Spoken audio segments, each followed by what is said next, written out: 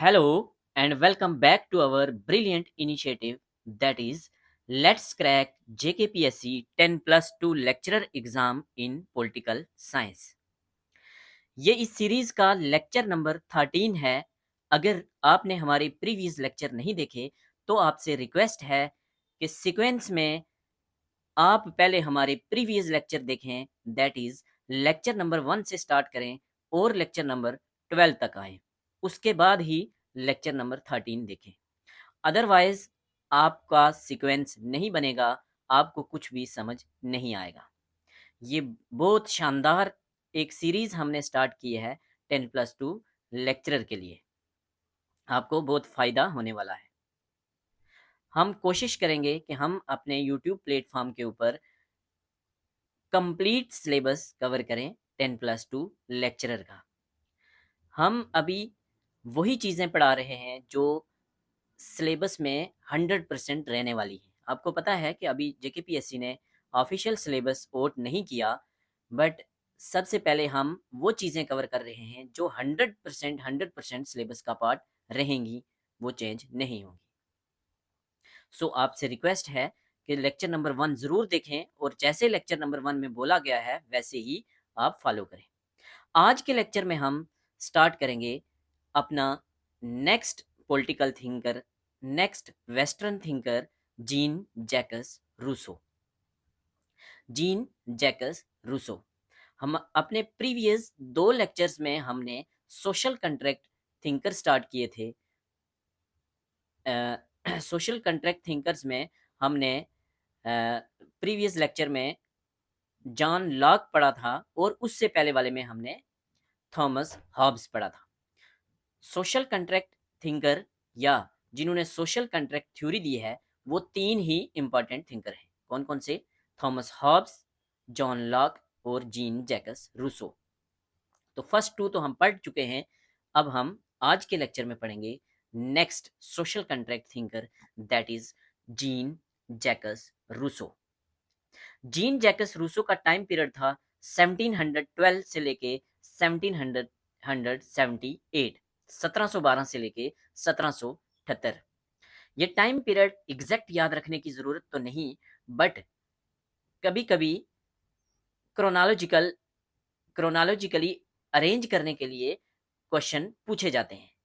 कुछ थिंकर्स पूछे जा सकते हैं या उन थिंकर के द्वारा कोई इम्पॉर्टेंट काम किया हुआ या कोई इम्पॉर्टेंट वर्क, इम्पॉर्टेंट बुक, तो आपको एक आइडिया होगा कि कौन सा थिंकर कौन से टाइम में था, तो आप वो क्वेश्चन इजीली सॉल्व कर लेंगे।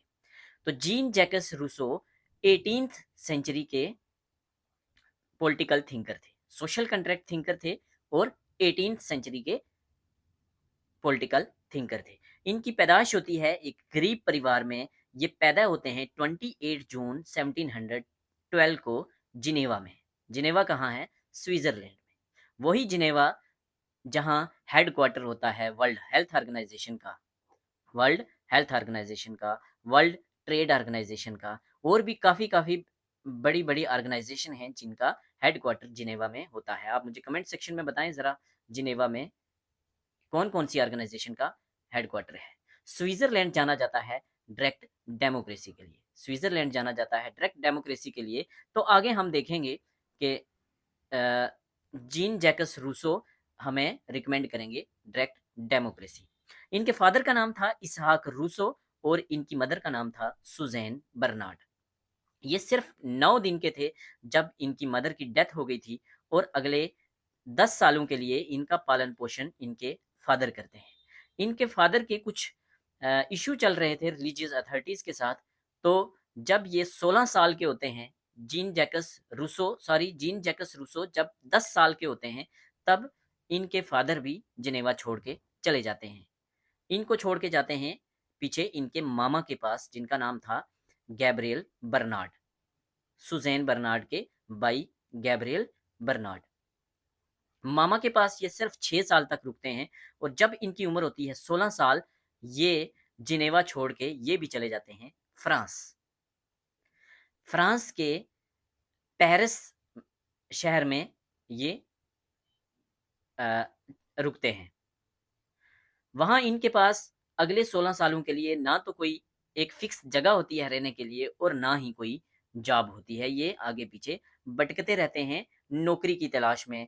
कभी म्यूजिक सीखते हैं, कभी म्यूजिक टीचर का काम करते हैं, कभी पेंटर का काम करते हैं, तो कभी सर्वेंट का काम करते हैं, कभी इनग्रेवर का काम करते हैं। इनग्रेवर क्या होता है? जैसे लकड़ी के ऊपर नहीं वो कढ़ाई टाइप की होती या पत्थरों के ऊपर एक कढ़ाई सी होती है, तो वो इनग्रेवर होता है। इनग्रेवर का काम कहते हैं उसको। ठीक है, चलिए आगे। सोशल कॉन्ट्रैक्ट थिंकर हैं ये? यस, सोशल कॉन्ट्रैक्ट थिंकर हैं। सोशल कॉन्ट्रैक्ट थ्योरी के थिंकर हैं? यस। सोशल कॉन्ट्रैक्ट थिंकर में मैंने पहले ही आपको बताया, हम पढ़ते हैं फर्स्ट नंबर पे Thomas Hobbes. First and most important thinker पूछा जाए सोशल कॉन्ट्रैक्ट थ्योरी का तो वो होगा थॉमस हॉब्स। नेक्स्ट नंबर पे होगा जॉन लॉक, और तीसरे नंबर वाले थिंकर होंगे कौन? जे रूसो। क्या यही तीन थिंकर हैं सोशल कॉन्ट्रैक्ट थ्योरी के? जी हाँ, सोशल कॉन्ट्रैक्ट थ्योरी इन तीन थिंकर्स ने दी है अपने अपने टाइम में। इन्होंने अपनी अपनी सोशल कॉन्ट्रैक्ट थ्योरी दी है। सबसे पहले थॉमस हॉब्स ने दी है, फिर जॉन लॉक ने दी है, और फिर जीन जैकस रूसो ने दी है। इनके अलावा भी कुछ थिंकर थे जो सपोर्ट करते थे सोशल कॉन्ट्रैक्ट थ्योरी को। अगर पूछा जाए वो कौन कौन से थे, तो वो थे Hugo de Groot. Hugo de Groot social contract theory को सपोर्ट करते हैं। Samuel Samuel von Samuel von Pufendorf Samuel von Pufendorf और एमेनुल कांत। तो साम्यूल, कांत और Groot. Samuel, Kant, Groot. Hugo de Groot, Samuel van Pufendorf and Immanuel Kant, ये support करते हैं social contract theory को। और सोशल कॉन्ट्रैक्ट थ्योरी के important thinker हैं थॉमस हॉब्स और जॉन लॉक, जो हम ऑलरेडी पढ़ चुके हैं और आज पढ़ रहे हैं तीसरे नंबर का social contract thinker, that is Rousseau. Rousseau को कहा जाता है फादर ऑफ फ्रेंच रेवोल्यूशन। आप सोचेंगे अभी तो इनके पास जॉब नहीं है, ये भटक रहे हैं, तो फादर ऑफ फ्रेंच रेवोल्यूशन कैसे बन गए? तो हम आगे बात करेंगे, थोड़े टाइम के बाद बात करेंगे कि ये फादर ऑफ फ्रेंच रेवोल्यूशन कैसे बने। हल्की सी बात यहाँ भी कर लेते हैं। तो इनको कहा जाता है father of French revolution, very very important. French revolution क्या था? 18th सेंचुरी में ये एक टाइम था जिस टाइम में फ्रांस में बड़े लेवल पे चेंजेस आई थी। किसमें चेंजेस आई थी? मेजर चेंजेस आई थी सोशल और पॉलिटिकल इंस्टीट्यूशंस में। Major major social and political upheaval हुए थे फ्रांस में। फ्रेंच रेवोल्यूशन स्टार्ट हुआ था 1789 में और चला था 1799 तक। क्या हुआ था इस टाइम में? इस टाइम में मोनार्की कोलैप्स हो गई थी, मोनार्की खत्म हो गई थी, और क्या हुआ था? फ्रांस बन गया था फर्स्ट फ्रेंच रिपब्लिक। मतलब फ्रांस में क्या आ गया था? डेमोक्रेसी। तो मोनार्की को रिप्लेस करती है डेमोक्रेसी फ्रांस में फ्रेंच रेवोल्यूशन में। और क्या होता है इसमें? और इसमें डेवलपमेंट होती है बड़े लेवल पे, साइंस में और आर्ट्स में। FO French revolution was greatly inspired by Rousseau's idea. Rousseau का आइडिया है क्या? लिबर्टी का, फ्रेटर्निटी का, इक्वलिटी का। रूसो अपील करते थे लिबर्टी के लिए, इक्वलिटी के लिए और फ्रेटर्निटी के लिए। तो रूसो के इन आइडियाज से फ्रेंच रेवोल्यूशन बहुत ज्यादा इंस्पायर हुआ था। इनके आइडियाज को हर तरह के स्कॉलर्स इनके आइडियाज से इंस्पायर हुए। जैसे लिबरलिज्म को सपोर्ट करने वाले थिंकर क्या इंस्पायर हुए थे रूसो से? यस। सोशलिस्ट, जो सोशलिज्म वाले स्कॉलर्स, सोशलिज्म वाले थिंकर, सोशलिज्म क्या कहता है कि इंसान इक्वल है। अगर ऊपर वाले ने इंसान को बराबर पैदा किया है तो हम भेदभाव क्यों करें? मीन्स ऑफ प्रोडक्शन जो है वो सब में इक्वली डिवाइड होने चाहिए। मीन्स पैसा, प्रॉपर्टी सब में बराबर डिवाइड होनी चाहिए, सिंपल भाषा में। डेमोक्रेट्स, तो डेमोक्रेट्स भी इनसे इंस्पायर हुए हैं। ठीक है, टोटलिटेरियन भी इनसे इंस्पायर हुए हैं। टोटलिटेरियन क्या होते हैं? ऐसा पॉलिटिकल सिस्टम जहां एक पॉलिटिकल पार्टी होती है और उसी की सरकार होती है, पूरा कंट्रोल एक पॉलिटिकल पार्टी के अंडर आता है। खुद तो ये रिकमेंड करेंगे डायरेक्ट डेमोक्रेसी को, बट डेमोक्रेट्स भी इनसे इंस्पायर हैं, सोशलिस्ट भी इनसे इंस्पायर हैं, लिबरल्स भी इनसे इंस्पायर हैं, और टोटलिटेरियंस भी इनसे इंस्पायर हैं। इनको कहा जाता है फादर ऑफ फ्रेंच रेवोल्यूशन। आगे हम फिर से डिस्कस करेंगे इस चीज को। Who is called as thinker of paradoxes? Thinker of paradoxes किसको कहा जाता है? तो थिंकर ऑफ पैराडॉक्सिस कहा जाता है किसको? रूसो को। Rousseau is called as father of French revolution, Rousseau is called as thinker of paradoxes. ठीक है, पैराडॉक्स क्या होता है? पैराडॉक्स क्या होता है? एक ऐसी स्टेटमेंट, एक ऐसी सिचुएशन जो अपने आप में कंट्राडिक्टरी हो। क्या हो? Self contradictory statement. तो सेल्फ कंट्राडिक्टरी स्टेटमेंट्स के लिए जाने जाते थे कौन? रूसो। इसीलिए उनको कहते हैं थिंकर ऑफ पैराडॉक्सिस। पैराडॉक्स क्या होता है? एक ऐसी सिचुएशन या स्टेटमेंट जो लगे कि ये बहुत इम्पॉसिबल है, जो लगे कि ये बहुत डिफिकल्ट है। क्यों? दोनों एक ही स्टेटमेंट के अंदर दो स्टेटमेंट्स हैं, दोनों अपोजिट बातें कर रही हैं। कैसे? इनके एक कोट से समझते हैं। इनका एक बहुत फेमस कोट है रूसो का कि man is born free but everywhere he is in chains. इंसान फ्री पैदा होता है, इंसान आज़ाद पैदा होता है, बट आज़ाद पैदा होने के साथ साथ वो क्या है? वो हर जगह बंधा हुआ है। किसे? चेन्स से, जंजीरों से, बेड़ियों से। इंसान फ्री पैदा होता है बट हर जगह वो बंधा हुआ है चेन से। अपने आप में कंट्राडिक्टरी स्टेटमेंट है। पैराडॉक्स थिंकर कौन है? रूसो। ये रूसो की स्टेटमेंट है। इंसान पैदा फ्री होता है बट हर जगह वो जंजीरों में बंधा हुआ है। आगे फिर से कुछ स्टेटमेंट्स आएंगी, आपको और क्लियर हो जाएगा कि थिंकर ऑफ पैराडॉक्सिस क्या है। ठीक है, चलिए आगे। Jean Jacques Rousseau, JJR means Jean Jacques Rousseau, कोई पॉलिटिकल फिलोसफर नहीं थे। जब वो पेरिस में गए हैं, वो पॉलिटिकल फिलोसफर नहीं थे। अगले 16 साल तक वो फ्रांस में भटके, वो पॉलिटिकल फिलोसफर नहीं थे। मींस पॉलिटिकल फिलोसफर बनने से पहले वो उन्होंने काफी सारे फील्ड्स में काम किया है। ऑलरेडी मैं बात कर चुका हूँ। वो पेंटर रहे हैं, वो इनग्रेवर रहे हैं। इनग्रेवर क्या होता है?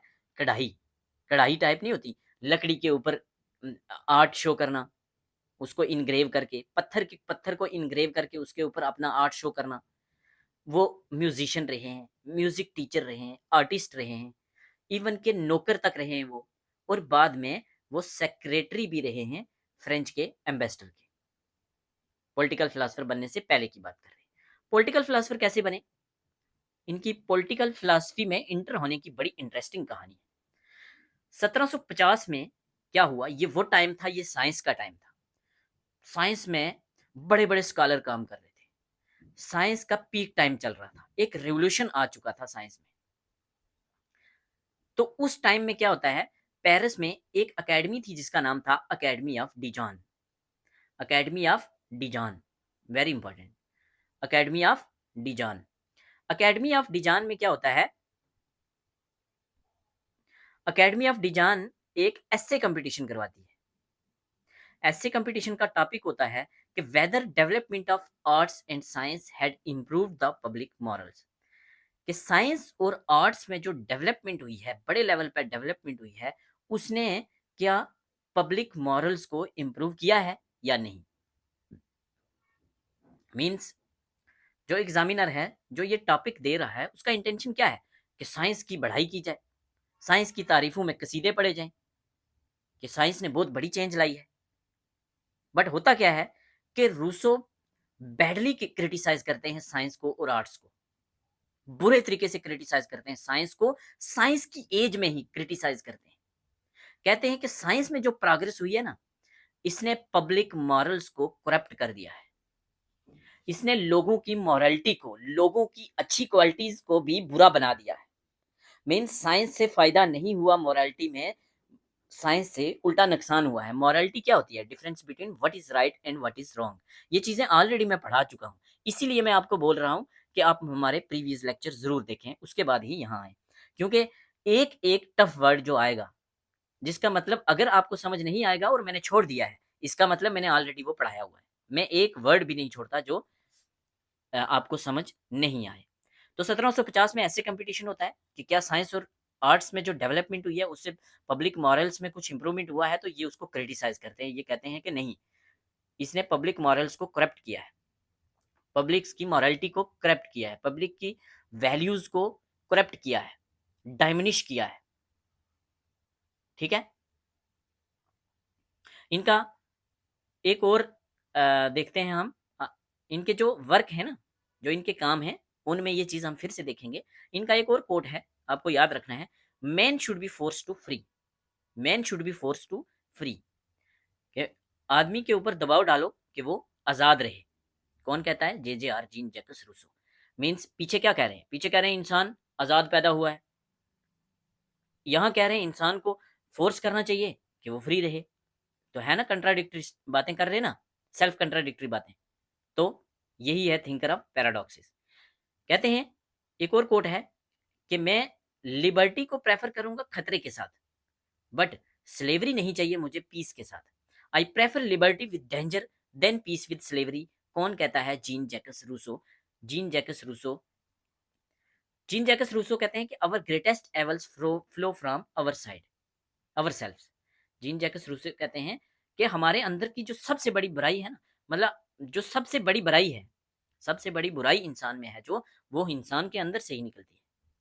तो ये 4 इंपॉर्टेंट कोट आपने याद रखने हैं। इंसान पैदा तो फ्री हुआ है, लेकिन जंजीरों में, चैन्स में बंधा हुआ है। कैसे बंधा हुआ है? पैदा फ्री हुआ है, सोसाइटी में आया है। अगर कोई मुस्लिम धर्म है तो उसके रीति रिवाज में वो बंधा हुआ है। एक मुस्लिम इंसान है, क्या वो नॉन मुस्लिम में सोसाइटी अलो करती है उसको शादी करने के लिए? नहीं करेगी। उसके सोसाइटी के रीति रिवाज से वो बंधा हुआ है। अगर कोई नॉन मुस्लिम है, वो मुस्लिम में शादी करेगा? नहीं कर पाएगा, सोसाइटी इजाजत नहीं देगी। हिंदू धर्म के अंदर देख लो, 4 वर्ण हैं, ब्राह्मण, क्षत्रिय, वैश्य, शूद्रा। क्या कोई शूद्रा परमिटेड है ब्राह्मण के साथ शादी करने के लिए? सोसाइटी अलो नहीं करेगी। अगेन, चैन्स में बंधा हुआ है इंसान। तो यही ऐसी बातें करते हैं कौन? रूसो। और man should be force to free, किसने बोला? रूसो ने। मैं लिबर्टी खतरे वाली चलेगी मुझे, लेकिन मुझे पीस स्लेवरी वाला नहीं चाहिए, रूसो। हमारे अंदर की सबसे बड़ी बुराई है वो हमारे अंदर से ही निकलती है, रूसो। चलिए आगे। कहने को रूसो तीसरे नंबर के सोशल कंट्रैक्ट थिंकर तो हैं। फर्स्ट 2 कौन है? हॉब्स, लॉक, पढ़ चुके हैं, वेरी वेरी इंपॉर्टेंट थिंकर। अगर आपने नहीं देखे तो पहले वो दोनों देखना, उसके बाद ही इस पे आना।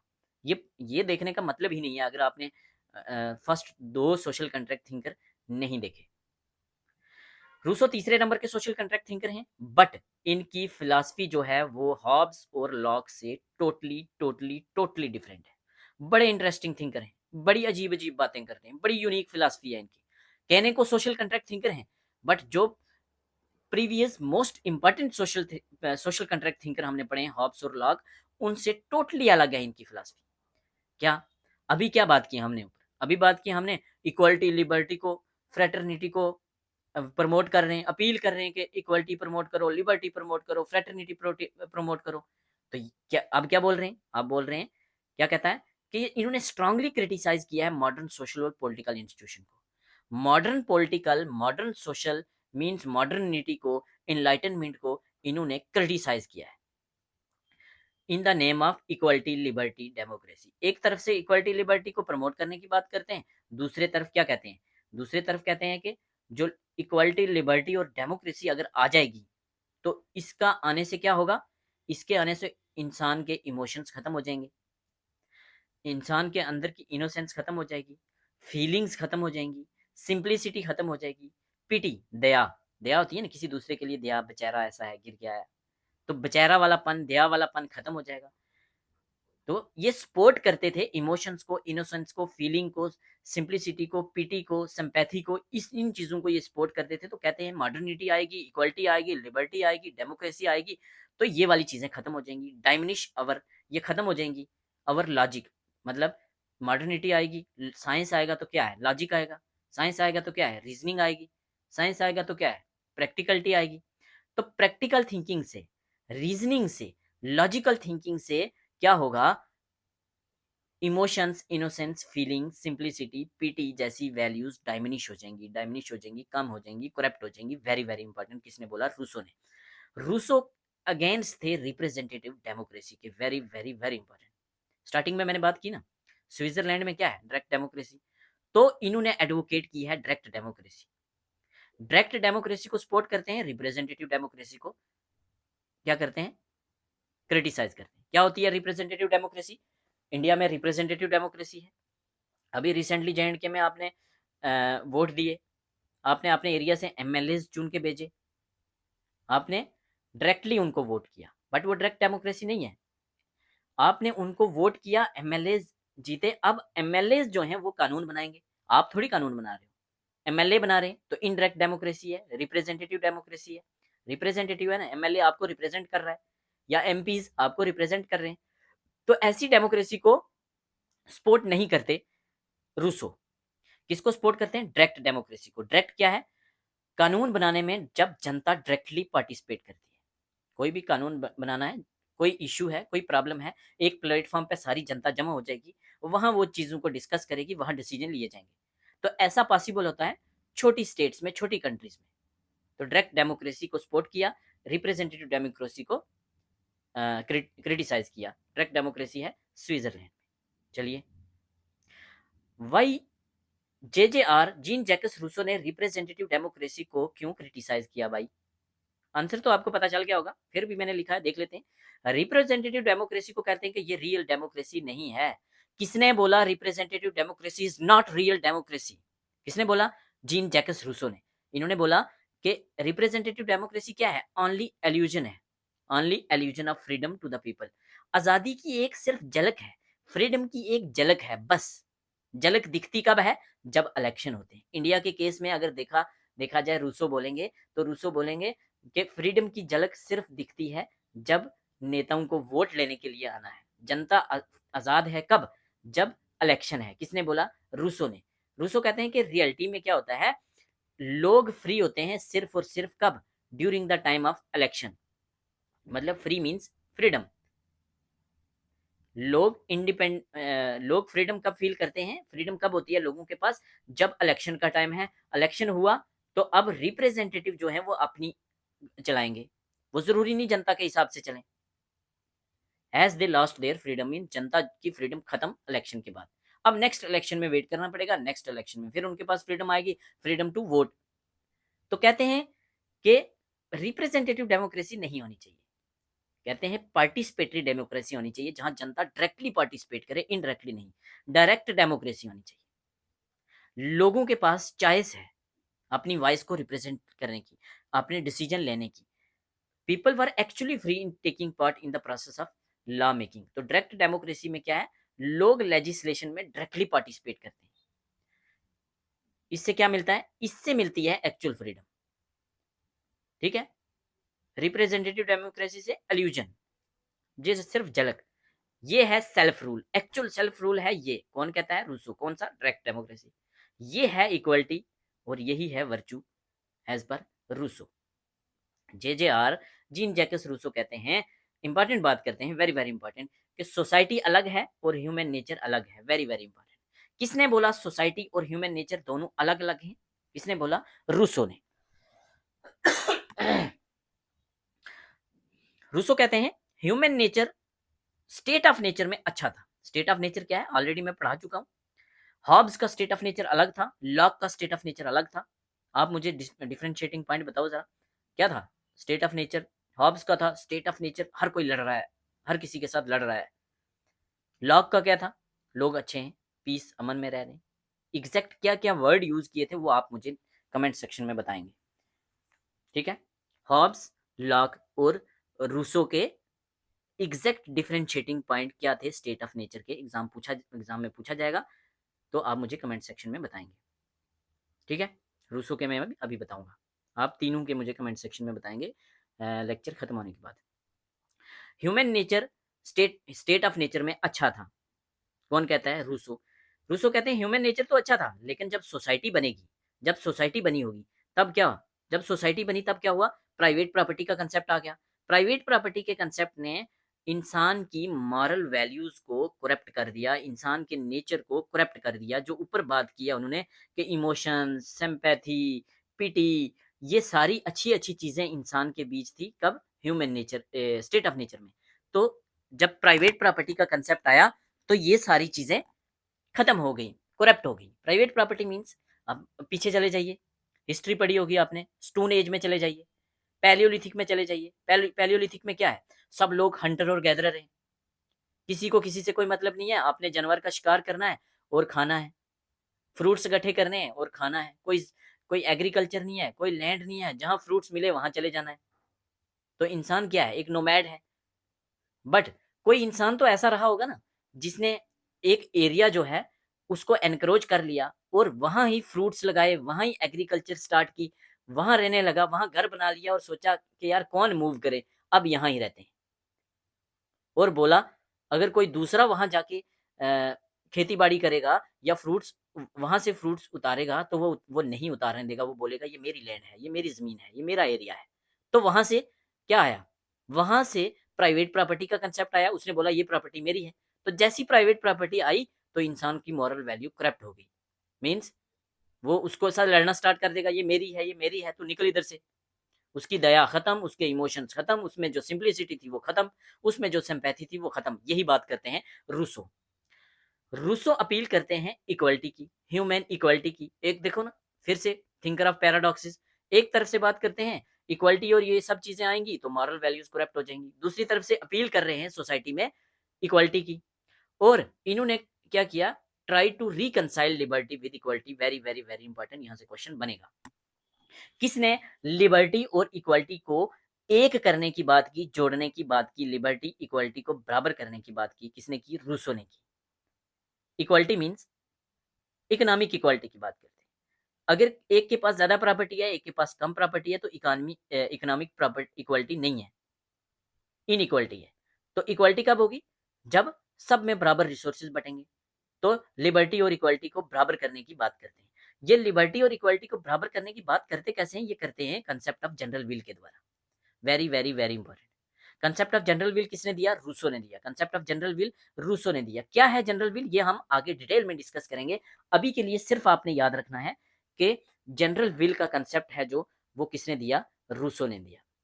इनकी फिलॉसफी के अंदर हम अभी डिस्कस करेंगे कुछ मिनट्स के बाद। तो कंसेप्ट ऑफ जनरल विल किसने दिया? रूसो ने दिया। रूसो कहते हैं कि जनरल विल के द्वारा ही लिबर्टी और इक्वालिटी बराबर हो जाएंगी, एक हो जाएंगी, रिकनसाइल हो जाएंगी। कहते हैं जो जनरल विल है ना, यही है basis of legitimate power and authority. असली पावर और असली अथॉरिटी का जो रियल बेस है वो क्या है? वो जनरल विल है। क्या है ये जनरल विल? जो इतनी बड़ी चीज है, जो पावर और अथॉरिटी का रियल बेस है। तो ये हम आगे बात करेंगे। जनरल विल से क्या होगा? जनरल विल से ये रिकमेंड करते हैं डायरेक्ट डेमोक्रेसी को, पार्टिसिपेटरी डेमोक्रेसी को। रिप्रेजेंटेटिव डेमोक्रेसी नहीं चाहिए जैसे इंडिया में है, हमें चाहिए डायरेक्ट, जनता डायरेक्टली पार्टिसिपेट करे। जनता जनता डायरेक्टली पार्टिसिपेट करेगी डेमोक्रेसी में, तो मींस पार्टिसिपेटरी डेमोक्रेसी। रिप्रेजेंटेटिव को रिजेक्ट किया, पार्टिसिपेटरी को प्रमोट किया। पी से पीपल, पी से पार्टिसिपेटरी। तो लोगों की democracy, participatory democracy, direct democracy, जो बेस है किस पे? General will pay. जिससे क्या होगा? लिबर्टी और इक्वालिटी बराबर हो जाएंगे। ठीक है, आगे ये चीजें मैं इतनी बार रिपीट कर दूंगा इसी लेक्चर में कि जब ये लेक्चर खत्म होगा तो आपको रिवीजन करने की जरूरत भी नहीं पड़ेगी। बाकी जो इस लेक्चर के नोट्स हैं वो फर्स्ट 13 लेक्चर के नोट्स में फिर से कंपाइल करके अपने टेलीग्राम चैनल पे डाल दूंगा। जैसे पहले फर्स्ट 12 के गठे डाले हुए हैं, अब फर्स्ट 13 के डाल दूंगा, तो आप टेलीग्राम चैनल ज्वाइन करके वहां से डाउनलोड कर सकते हैं फ्री ऑफ कॉस्ट। कहते हैं रूसो कि इंसान की इंपॉर्टेंट क्वालिटीज क्या है? As per J R Jean Jacques Rousseau, क्या है? Love very important, care very important, emotions very important, innocence very important, feelings, simplicity, pity, दया। एज पर रूसो अच्छी क्वालिटीज क्या क्या थी? Love, care, emotions, innocence, feeling, simplicity, PT.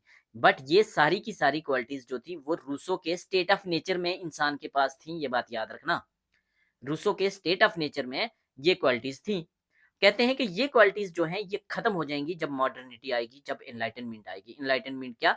जब science develop होगी है, जब साइंस डेवलप होगी, जब मॉडर्निटी आएगी, जब चीजों का आंसर रिलीजन रिलीजन को सहारा लेके नहीं दिया जाएगा, जब हर चीज का आंसर लॉजिक से दिया जाएगा, हर चीज को लॉजिक के तौर पर देखा जाएगा, रीजनिंग के बेस पर देखा जाएगा, प्रैक्टिकलिटी के बेस पर देखा जाएगा, तब क्या होगा? ये चीजें खत्म हो जाएंगी, ये डाइमिनिश हो जाएंगी। ठीक है, इनलाइटनमेंट क्या होता है? इनलाइटनमेंट क्या होता है? इनलाइटनमेंट मीन्स आप सिंपली समझो कि reasoning, logical thinking, scientific thinking, practical thinking. ठीक है, तो मॉडर्निटी और इनलाइटनमेंट को क्रिटिसाइज कर रहे हैं रूसो। ठीक है, ये वैल्यूज खत्म हो जाएंगी। लॉक और हॉब्स ने क्या बोला था इनलाइटनमेंट के लिए? हॉब्स सपोर्ट करते हैं इनलाइटनमेंट को, वेरी इंपॉर्टेंट। लॉक सपोर्ट करते हैं, इवन लॉक को कहा जाता है father of enlightenment. Who is called as father of enlightenment, पढ़ा चुका हूं, John Locke is called as father of enlightenment.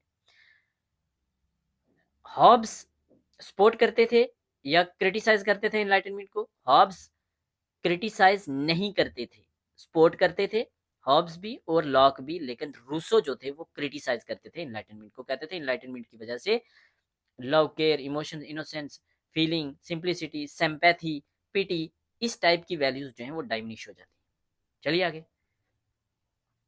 अगर आपसे कोई पूछे कि जीन जैकस रूसो एनलाइटनमेंट को, मॉडर्निटी को, सोशल और मॉडर्न इंस्टीट्यूशंस को क्रिटिसाइज क्यों करते थे, तो आपको आंसर मिल गया है, फिर भी हम थोड़ा सा और डिटेल में पढ़ लेते हैं।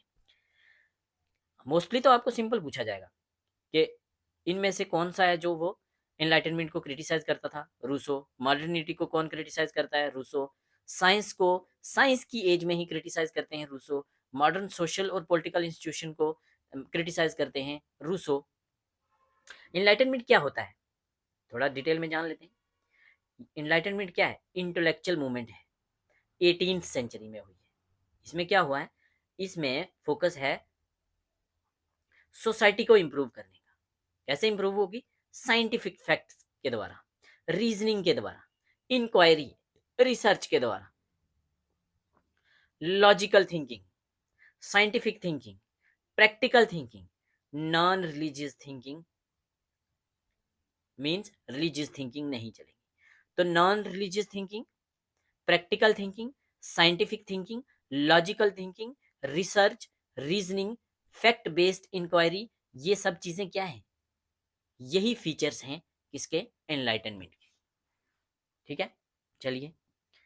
क्या है एनलाइटनमेंट? ये एक सीरीज ऑफ रेवोल्यूशन है, सीरीज ऑफ चेंजेस हैं, बड़े लेवल पे चेंजेस हो रही है। कहाँ? साइंस में चेंज हो रही है, फिलॉसफी में बड़े लेवल पे चेंजेस हो रही है, पॉलिटिकल थिंकर्स हैं, जो पॉलिटिकल यूरोपियन थॉट्स हैं, पॉलिटिकल कल्चर में चेंजेस आ रही हैं, एनलाइटनमेंट की वजह से चेंजेस आ रही हैं।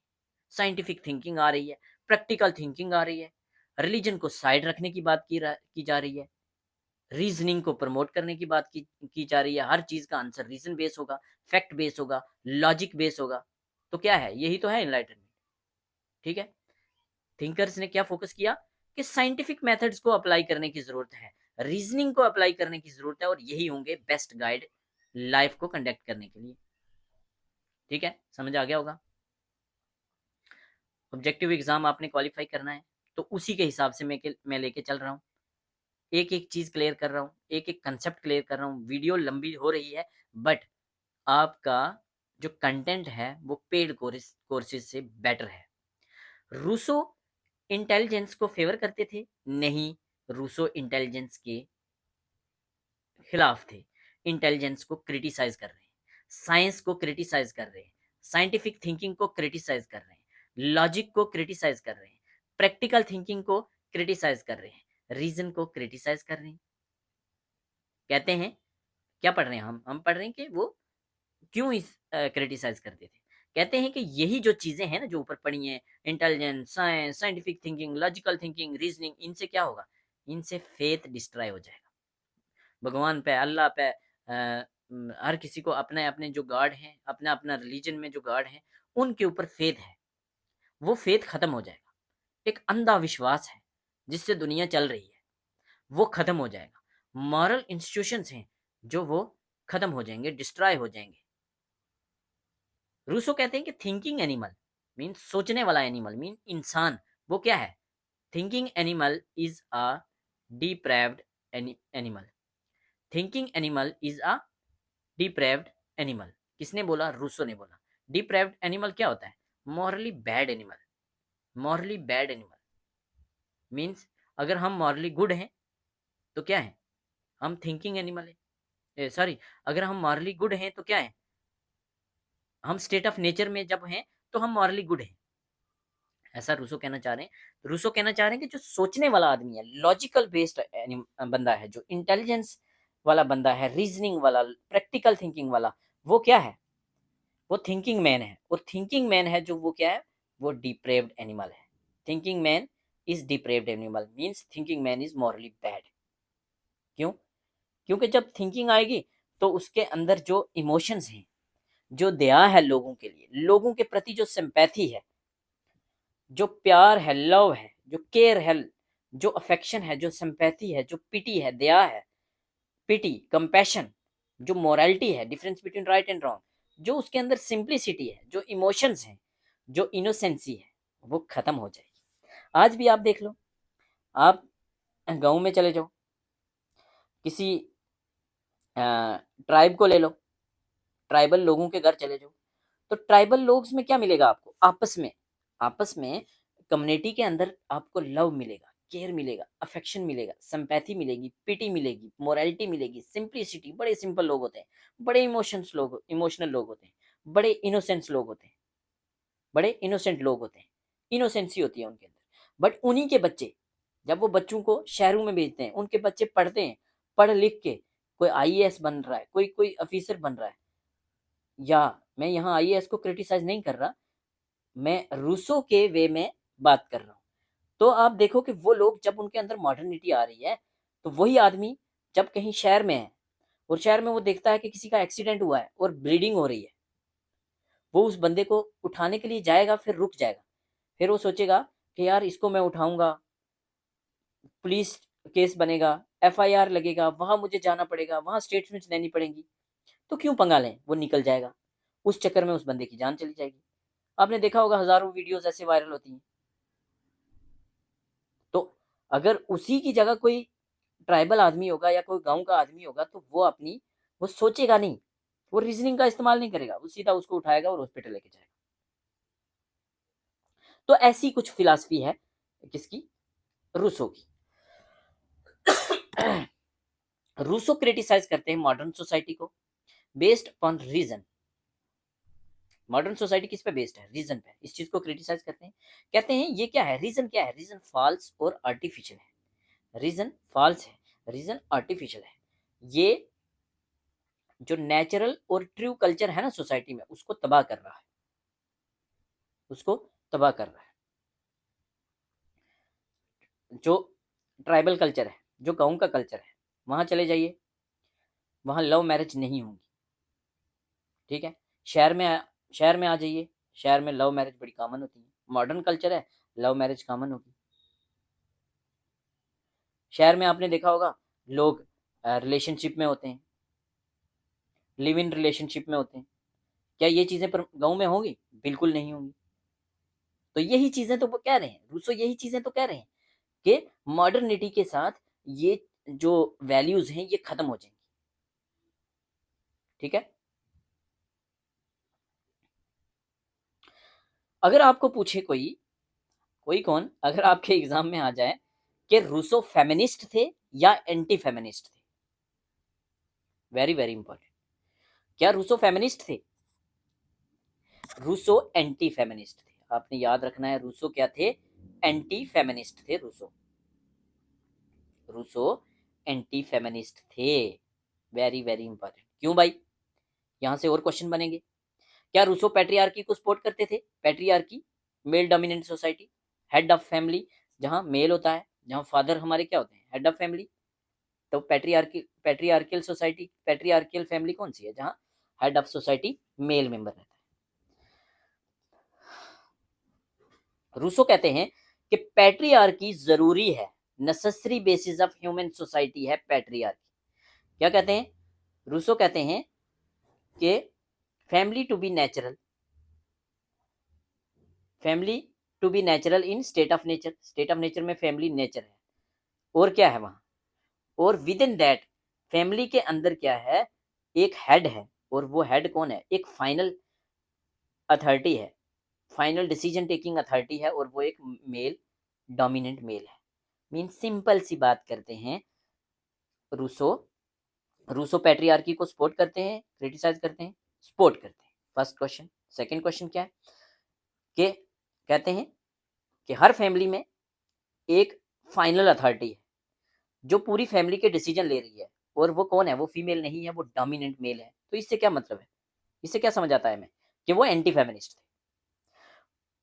आगे रूसो क्या करते हैं? रूसो की एक बुक है Emile, very very very important. Rousseau की एक बुक है इमाइल। इमाइल किसकी बुक है? रूसो की बुक है। रूसो के सारे वर्क हैं, मोस्ट इंपॉर्टेंट 5 वर्क हैं उनके, वो हम आगे पढ़ेंगे।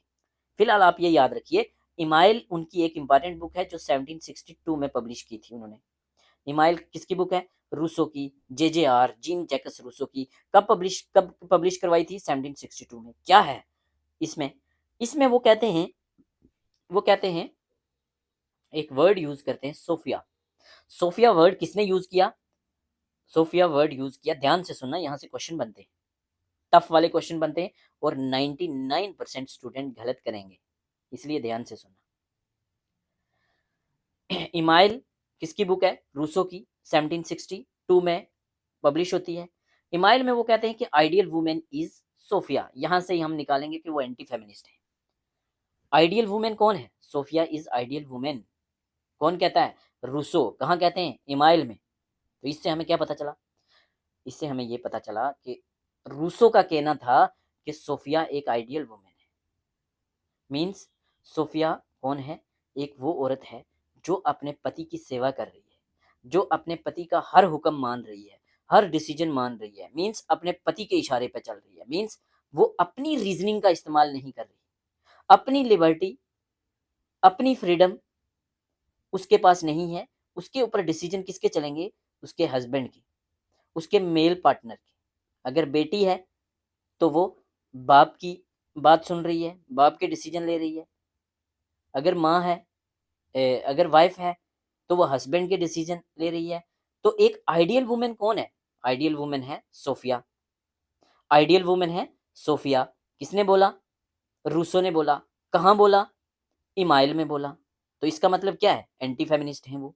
आगे चलते हैं, आगे क्या चलते हैं, यही करेक्टर, ये जो करेक्टर है सोफिया, इससे किसी इंसान को बड़ा गुस्सा आया इस बात पे। एक इंसान को बहुत गुस्सा आया और उन्होंने रज के क्रिटिसाइज किया। किसको? रूसो को। वो कौन थे? वो थे Mary Wollstonecraft. Mary Wollstonecraft, very very very important, याद रखना है। कैसे याद रखेंगे? कैसे याद रखेंगे आप? मैरी, ठीक है, मैरी से याद रखेंगे।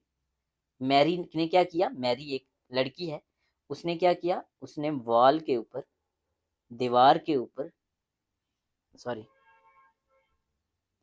उसने क्या किया? उसने दीवार के ऊपर स्टोन्स की क्राफ्टिंग कर दी। स्टोन्स की क्या की? क्राफ्टिंग कर दी। याद हो गया ना? इतने से मैरी वॉल्स, WALL वॉल होता है, बट आप दीवार समझेंगे। मैरी ने क्या किया? मैरी ने दीवार के ऊपर स्टोन क्राफ्ट कर दिया। याद हो गया? तो जो वर्ड सोफिया है, जो जिसको ये आइडियल वुमेन मानते हैं, उसी को क्रिटिसाइज करते हैं। कौन? मैरी वॉलस्टोनक्राफ्ट। कौन है मैरी वॉलस्टोनक्राफ्ट? इतना इंपॉर्टेंट क्यों है? क्यों मैं इतना ध्यान दे रहा हूँ आपको, बोल रहा हूँ? मैरी ने दीवार के ऊपर स्टोन क्राफ्ट किया। मैरी वॉलस्टोनक्राफ्ट, ये है मदर ऑफ फेमिनिज्म। अगर आपसे पूछा जाए who is called as mother of feminism, तो मदर ऑफ फेमिनिज्म कहा जाता है किसको? मैरी वोल्स्टनक्राफ्ट को। मैरी वोल्स्टनक्राफ्ट किसको कहा जाता है? कहा जाता है मदर ऑफ फेमिनिज्म किसको कहा जाता है? मैरी वोल्स्टोनक्राफ्ट को। तो मैरी वोल्स्टोनक्राफ्ट की एक बुक है जिस बुक का नाम है a vindication of rights of women. A vindication of rights of women, very very important. ये इमाइल के 30 साल के बाद एक बुक लिखती हैं। 1762 की थी इमाइल, जहाँ सोफिया की बात करते हैं, वो आइडियल वुमेन की बात करते हैं, वो हस्बैंड की कमांड सुनने वाली वुमेन, मेल मेंबर की कमांड सुनने वाली वुमेन। वहाँ मैरी वोल्स्टोनक्राफ्ट अपनी book a vindication of rights of women 1792 में कहती हैं, क्रिटिसाइज करती हैं, सोफिया को क्रिटिसाइज करती हैं। किसको? रूसो को। चलिए इतना ही काफ़ी है, ठीक है। अगर ये हल्का सा रिवाइज करना है तो मैं बता दूं, अगर कंफ्यूज हो गए आप तो। एंटी फेमिनिस्ट हैं रूसो, पैट्रियार्की को सपोर्ट करते हैं। हेड ऑफ फैमिली कौन होगा? मेल मेंबर होगा, और फीमेल मेंबर जो होगी वो सोफिया होगी, आइडियल वुमेन होगी। आइडियल वुमेन वही वुमेन होगी जो अपने मेल पार्टनर की या मेल मेंबर की, हेड ऑफ फैमिली की हर बात मान रही है, उसकी सेवा कर रही है, उसके कहने पर चल रही है। इस चीज़ को क्रिटिसाइज करती हैं मैरी वोllस्टोनक्राफ्ट अपनी book a vindication of rights of women में। Vindication of rights of women किसकी बुक है? मैरी वोllस्टोनक्राफ्ट की, जिसमें सोफिया को क्रिटिसाइज किया है, जिसमें क्रिटिसाइज किया है रूसो को। और ये कौन है? ये मदर ऑफ फेमिनिज्म। चलिए आगे कुछ इंपॉर्टेंट पॉइंट देख लेते हैं, कुछ रिवीजन हो जाएगी। और ये हैं वैसे मोस्ट इंपॉर्टेंट पॉइंट, अगर देखा जाए तो समरी वाले 8-10 पॉइंट 15 पॉइंट जहां से क्वेश्चन पूछे जाएंगे। क्या रूसो एक सोशल कॉन्ट्रैक्ट थिंकर हैं? जी, सोशल कॉन्ट्रैक्ट थिंकर 3 हैं, हॉब्स, लॉक और Rousseau. Rousseau social contract thinker हैं। रूसो पैराडॉक्स थिंकर हैं। इनकी स्टेटमेंट जो है सेल्फ कंट्राडिक्टरी है, इसीलिए इनको पैराडॉक्स थिंकर कहते हैं। रूसो है father of principle of popular sovereignty. Popular sovereignty क्या होती है? पॉपुलर सोवरेनिटी मीन्स जनता का रूल। जब जनता डायरेक्टली पार्टिसिपेट करती है लेजिस्लेशन में तो उसको कहते हैं पॉपुलर सोवरेनिटी। पॉपुलर सोवरेनिटी आगे हम डिटेल में पढ़ेंगे। पी से पॉपुलर, पी से पार्टिसिपेटरी, पी से पीपल। तो पॉपुलर सोवरेनिटी ही पार्टिसिपेटरी गवर्नमेंट है, पार्टिसिपेटरी डेमोक्रेसी है, और वही है डायरेक्ट डेमोक्रेसी। तो पॉपुलर सोवरेनिटी के फादर रूसो, या प्रिंसिपल ऑफ पॉपुलर सोवरेनिटी के फादर रूसो। क्या है popular sovereignty? Power lies with people. Power क्या है? जनता के पास है, और जनता ही सोवरन है। तो ये क्या है? डायरेक्ट डेमोक्रेसी को सपोर्ट कर रहे हैं। जनरल विल की बात कर रहे हैं, तो जनरल विल क्या है? जनरल विल मीन जनता की विल। आगे डिटेल में पढ़ेंगे हम। जनरल विल का कंसेप्ट किसने दिया? अभी याद रखना है आपने, रूसो ने। रिप्रेजेंटेटिव डेमोक्रेसी जो इंडिया में है, रिप्रेजेंटेटिव, जहां जनता डायरेक्ट रूल नहीं कर रही, अपने रिप्रेजेंटेटिव भेज रही है, वो रूल कर रहे हैं, वो कानून बना रहे हैं, वो लेजिस्लेशन कर रहे हैं, उसको क्रिटिसाइज करते हैं। एनलाइटनमेंट को क्रिटिसाइज करते हैं, हम ऑलरेडी पढ़ चुके हैं। मॉडर्निटी को क्रिटिसाइज करते हैं, पढ़ चुके हैं। Modern social political political institution को क्रिटिसाइज करते हैं। साइंस को साइंस की एज में ही क्रिटिसाइज करते हैं। और फादर ऑफ फ्रेंच रेवोल्यूशन कौन है? रूसो। फादर ऑफ नेचुरलिज्म कौन है? Very very important. Father of naturalism कौन है? रूसो। अभी हम नीचे डिटेल में यहाँ पढ़ेंगे क्यों कहते हैं इनको फादर ऑफ नेचुरलिज्म। फिलहाल इतना समझ लो। नोबल सवेज का कंसेप्ट किसने दिया? Very very important. Noble savage किसको कहते हैं? इंसान क्या है? इंसान नोबल सवेज है। कौन कहता है? कौन कहता है? रूसो कहते हैं। नोबल मीन अच्छा, सवेज मीन्स जानवर, अच्छा जानवर। क्यों कहते हैं नोबल सवेज? आगे हम बात करेंगे। नोबल सवेज इसलिए मीन्स इंसान स्टेट ऑफ नेचर में बहुत अच्छा है, बहुत बढ़िया है, लेकिन प्राइवेट प्रॉपर्टी का कंसेप्ट आएगा तो तेरा मेरा करेगा, सेल्फिश हो जाएगा, लड़ाई झगड़ा करेगा, कन्फ्लिक्ट करेगा। ठीक है, तो वही इंसान क्या है? वो नोबल सवेज है। Humans are naturally good. इंसान अच्छा, गुड अच्छा है। नेचुरली इंसान अच्छा है, स्टेट ऑफ नेचर में इंसान अच्छा है, लेकिन स्टेट ऑफ नेचर में आस्ता आस्ता जब प्रॉपर्टी का कंसेप्ट आ जाएगा तो वो इंसान करप्ट हो जाएगा, और उस इंसान को रूसो ने नाम दिया नोबल सवेज। ठीक है, ऐसे इंसान को नेचुरली गुड है, प्रॉपर्टी का कंसेप्ट आया, लालची हो गया, सेल्फिश हो गया, लड़ाकू हो गया, तो ये क्या है? इसको बोला है नोबल सवेज, अच्छा जानवर। नोबल अच्छा हो गया तो सवेज जानवर समझ लो। आगे क्या बोला था मैंने? फादर ऑफ नेचुरलिज्म कौन है? रूसो। तो रूसो को क्यों कहते हैं फादर ऑफ नेचुरलिज्म? चलिए हम डिटेल में पढ़ते हैं। एक इनकी बुक के बात की हमने, इमाइल की, सोफिया जिसमें वर्ड की बात की है। तो JJR is called as father of naturalism. Father of naturalism 1762 में ये चौथे नंबर का फिलोसफिकल वर्क पब्लिश करते हैं, इमाइल, जो अभी हमने बात की चौथे नंबर का। ये चौथे नंबर का है। फर्स्ट नंबर का भी पढ़ेंगे हम, सेकंड पढ़ेंगे, थर्ड पढ़ेंगे, फोर्थ पढ़ेंगे, फिफ्थ। 5 इंपॉर्टेंट वर्क इनके एंड पे पढ़ेंगे हम। अभी आप याद रखो फोर्थ नंबर का कौन सा था? फोर्थ नंबर का था इमाइल। इमाइल बेसिकली इनकी बेटी का नाम था। कहते हैं कि इनकी बेटी का नाम था इमाइल, तो इमाइल के नाम पे, बेटी के नाम पे ये इस बुक का नाम रखते हैं इमाइल। और इमाइल में ये सोफिया की बात भी करते हैं, अच्छी औरत की बात भी करते हैं। अच्छी औरत वही है जो क्या करे?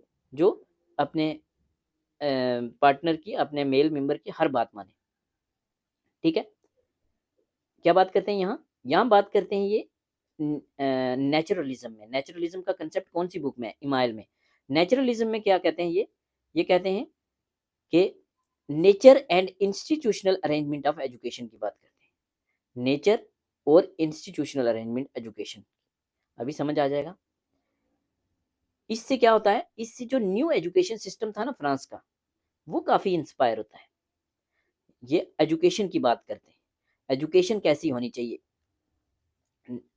नेचर और इंस्टीट्यूशनल अरेंजमेंट ऑन एजुकेशन की बात करते हैं। ये चीज़ इंस्पायर करती है नई एजुकेशन सिस्टम को, फ्रांस के को, और इसी की वजह से कहा कहते हैं इनको फादर ऑफ फ्रेंच रेवोल्यूशन कहते हैं। फादर ऑफ फ्रेंच रेवोल्यूशन क्यों कहते हैं? क्योंकि इन्होंने एजुकेशन पे बात की। कौन सी education? Nature and institutional arrangement on education. क्या है ये, अभी नीचे आपको पता चल जाएगा। इन्होंने क्या किया, इन्होंने एजुकेशन में एक मूवमेंट लेके आ गए, इन्होंने इंट्रोड्यूस की एक मूवमेंट एजुकेशन में, जिसको कहा जाता है नेचुरलिज्म। नेचुरलिज्म क्या क्या क्या है? नेचुरलिज्म एक मूवमेंट है एजुकेशन। क्या है ये? The basic idea of naturalism क्या है? बेसिक आइडिया ऑफ नेचुरलिज्म है natural growth of children in a natural environment constituted an adequate education. Simple सी बात है कि बच्चों को जो एजुकेशन देनी है उनको नेचुरल इन्वायरमेंट में एजुकेशन दो तो वो बेटर सीखें। कैसे? बच्चों को एग्रीकल्चर पे हम एजुकेशन दे रहे हैं तो उनको फील्ड में ले जाइए, फील्ड में उनको हल चला के दिखाइए, उनसे हल चलवाइए, उनको फील करवाइए, उनको हल चलाने के लिए बैल यूज हो रहे हैं तो उनके साथ इंटरेक्ट करवाइए, जो फसलें लग रही हैं उनको वो दिखाइए। ठीक है ना? प्लांट्स के बारे में पढ़ रहे हैं तो सीधे प्लांट्स में ले जाइए, एनिमल्स के बारे में पढ़ रहे हैं तो एनिमल्स में ले जाइए, या उनके मॉडल दिखाइए। जैसे आपने बच्चे को पढ़ाया ए फॉर एप्पल, तो एप्पल का रट्टा नहीं मरवाना, एप्पल का एक नक्शा दे दो, एक पिक्चर दे दो, एक मॉडल दिखा दो बच्चे को। ठीक है? आप वेजिटेबल्स पढ़ा रहे हो तो एक्चुअल में वेजिटेबल्स उसको दिखा दो, या उनकी पिक्चर्स दिखा दो, या उनके मॉडल दिखा दो। मतलब एक नेचुरल इन्वायरमेंट की बात कर रहे हैं। थ्री इडियट में जैसे बात करते हैं ना, थ्री इडियट में क्या कहता है वो, रट्टा मत मारो, ज्ञानी बनो, मतलब रट्टा मत मारो, प्रैक्टिकल पे फोकस करो, चीजों को अंडरस्टैंड करके पढ़ो। थ्री इडियट में जो आमिर खान बात करता है, जिस चीज पे थ्री इडियट बनी हुई है, ऑलमोस्ट वैसी बात उस टाइम पे रूसो कर रहे हैं। JJR जीन जैकस रूसो कहते हैं कि नेचुरल ग्रोथ जो होगी बच्चों की वो नेचुरल इन्वायरमेंट में होगी, नेचुरल ग्रोथ बच्चों की नेचुरल इन्वायरमेंट में होगी, और वही जो होगी वो बेस्ट होगी, वो ट्रू होगी, वही प्रॉपर एजुकेशन होगी।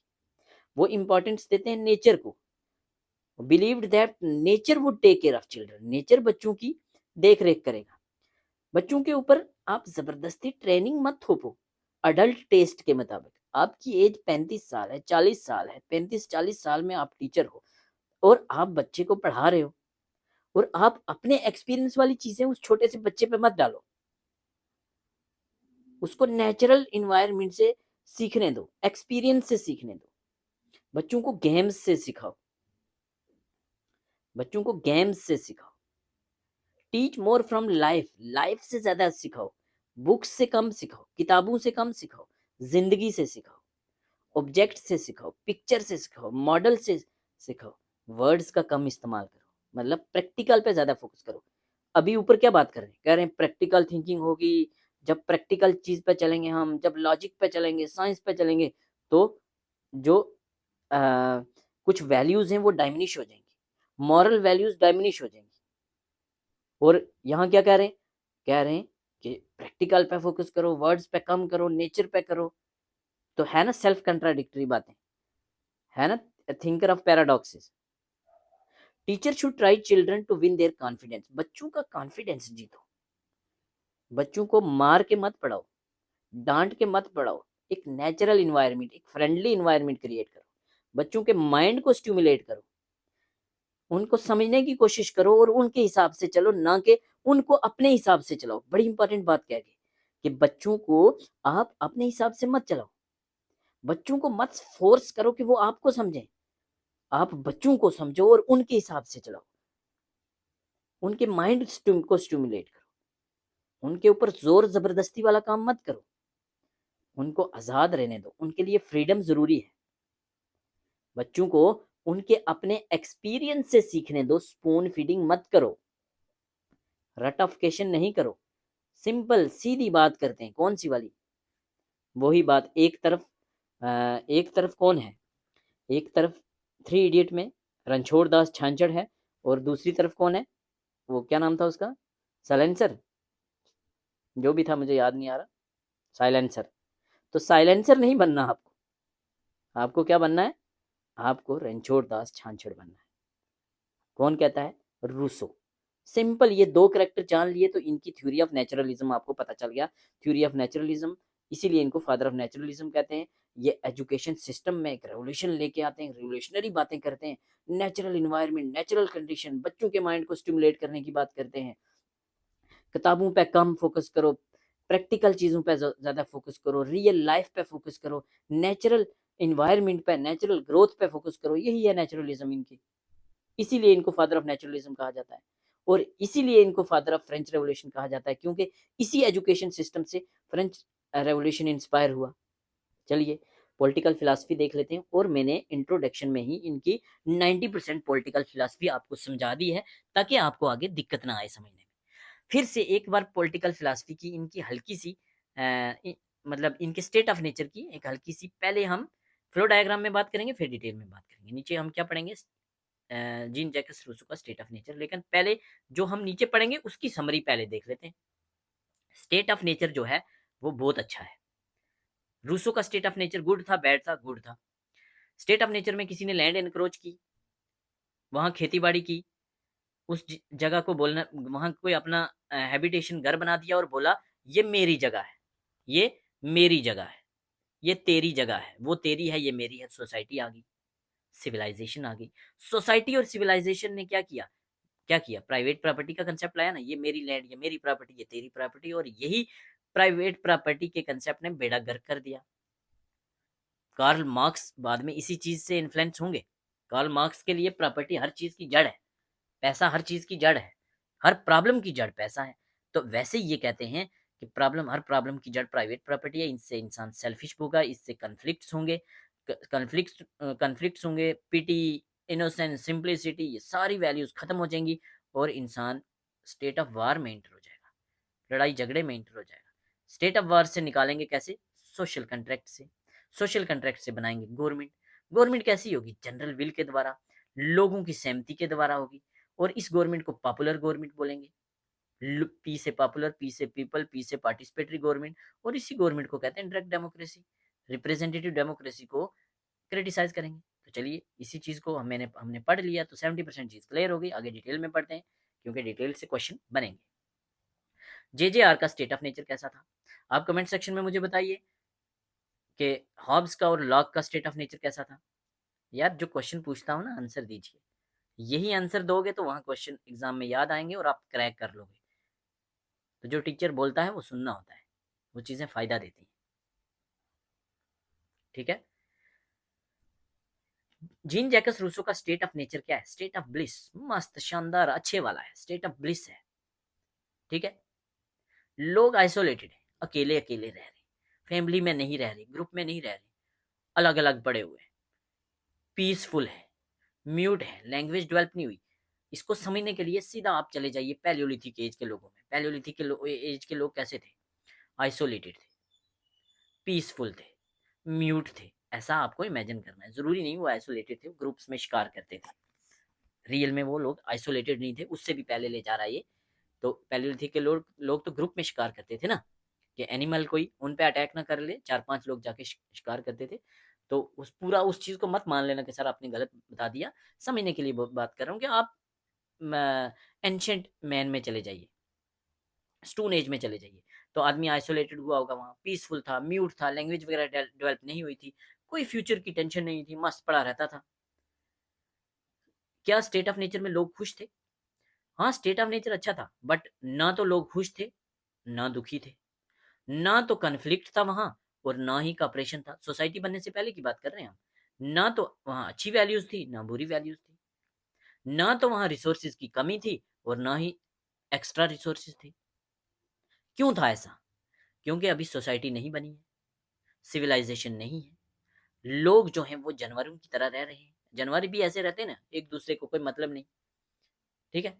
लेकिन कहते हैं जानवरों की तरह तो रह रहे हैं, बट एज पर रूसो जानवरों में इंसानों में दो डिफरेंस हैं। ये दो डिफरेंस याद रखने हैं। दो डिफरेंस क्या है, फ्रीडम, कंपैशन। फ्रीडम, कंपैशन किसमें, किसमें है, ये दो चीजें इंसानों में है, जानवरों में नहीं। कैसे, लेट अस सपोज एक बिल्ली है, एक कैट है। तो कैट ने चूहे को खाना है तभी उसका पेट भरना है, ये उसके लिए मस्त है, मस्ट है। कैट ने चूहे को खाना है तो तभी उसका गुजारा होगा। तो क्या अ, वो चूहा जो है उसके पास फ्रीडम है? नहीं है। क्या कैट के पास फ्रीडम है? उसके पास भी नहीं है फ्रीडम। उसको भी उसको खाना है, तभी उसको आगे जिंदा रहना है। क्या उसके पास पीटी है? दया है? तरस आ रहा है बिल्ली को चूहे से? नहीं आ रहा। उसके पास कंपैशन नहीं है। बट इंसान जो है तो जानवर की तरह, लेकिन इंसान के पास फ्रीडम है। इंसान चाहे तो मीट खाएगा, अगर वो नहीं चाहे तो मीट नहीं खाएगा, रोटी खा लेगा, फ्रूट्स खा लेगा। इंसान के पास पीटी है, दया है, पेन समझता है दूसरों का। पीटी या कंपैशन क्या होता है? दूसरों का दर्द समझना, पेन समझना। तो ये दो क्वालिटीज बहुत इंपॉर्टेंट है, जो स्टेट ऑफ नेचर में इंसान और जानवर को डिफरेंशिएट करती है। स्टेट ऑफ नेचर में इंसान जो है वो इनेटली गुड है, मीन्स पैदाशी बड़ा सही है। मैन जो है बैड नहीं है स्टेट ऑफ नेचर में। लेकिन स्टेट ऑफ नेचर में क्या होगा? मैंने बोला कोई एक आदमी तो होगा ना, फर्स्ट सबसे पहले, जो क्या करेगा, जो नोमैडिक लाइफ को बंद कर देगा और फल फ्रूट तोड़ के पहले गुजारा करता था, अब वो फल फ्रूट अपने एक एरिया में ही उगा देगा।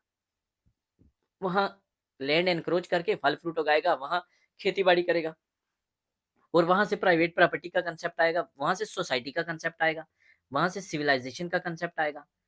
तो सोसाइटी सिविलाइजेशन बनेगी, प्राइवेट प्रॉपर्टी आएगी, तो क्या होगा? ये जो ऊपर वाली दो क्वालिटीज पड़ी है ना, फ्रीडम और कंपैशन, ये करप्ट हो जाएंगी। तो जब सोसाइटी आएगी, इंसान करप्ट हो जाएगा। उसकी जो अच्छी वाली वैल्यूज थी, वो जो ऊपर बात की थी, innocence, simplicity, PT, love, care, affection, emotion, वो सब डाइमिनिश हो जाएंगी, करप्ट हो जाएंगी सिविलाइजेशन के बनते ही।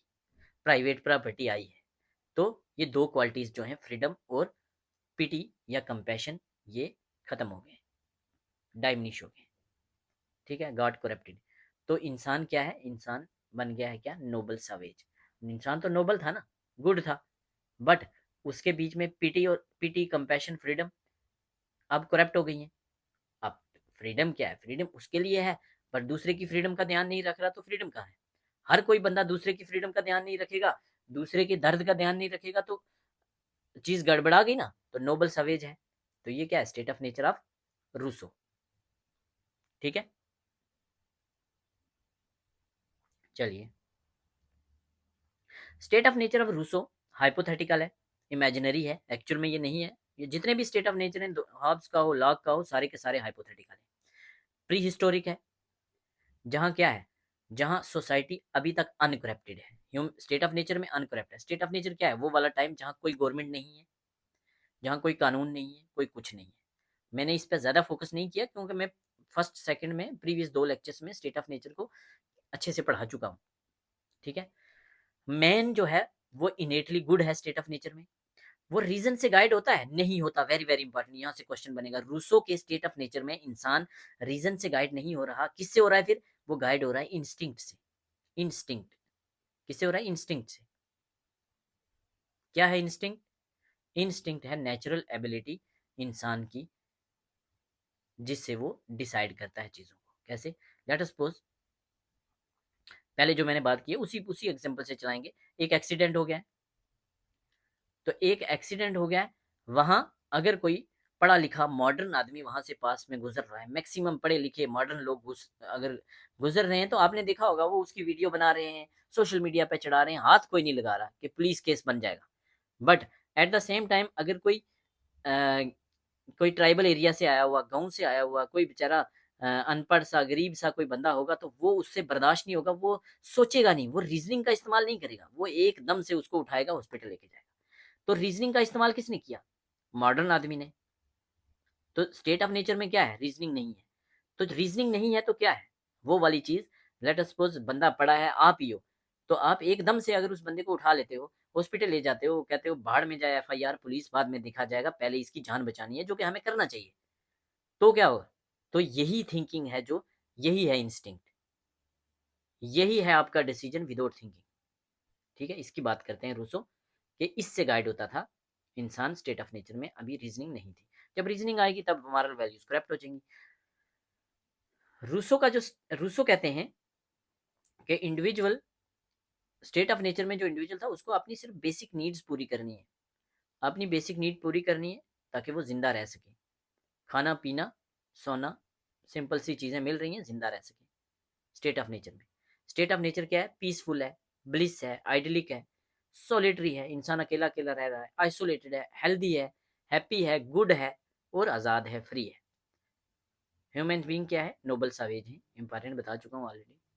ब्लिसफुल, प्रीमिटिव, सिंप्लिसिटी, ये सारी चीजें स्टेट ऑफ नेचर में है रूसो के में। रूसो का state of nature, SON state of nature में इंसान क्या था? इंडिपेंडेंट था, यस।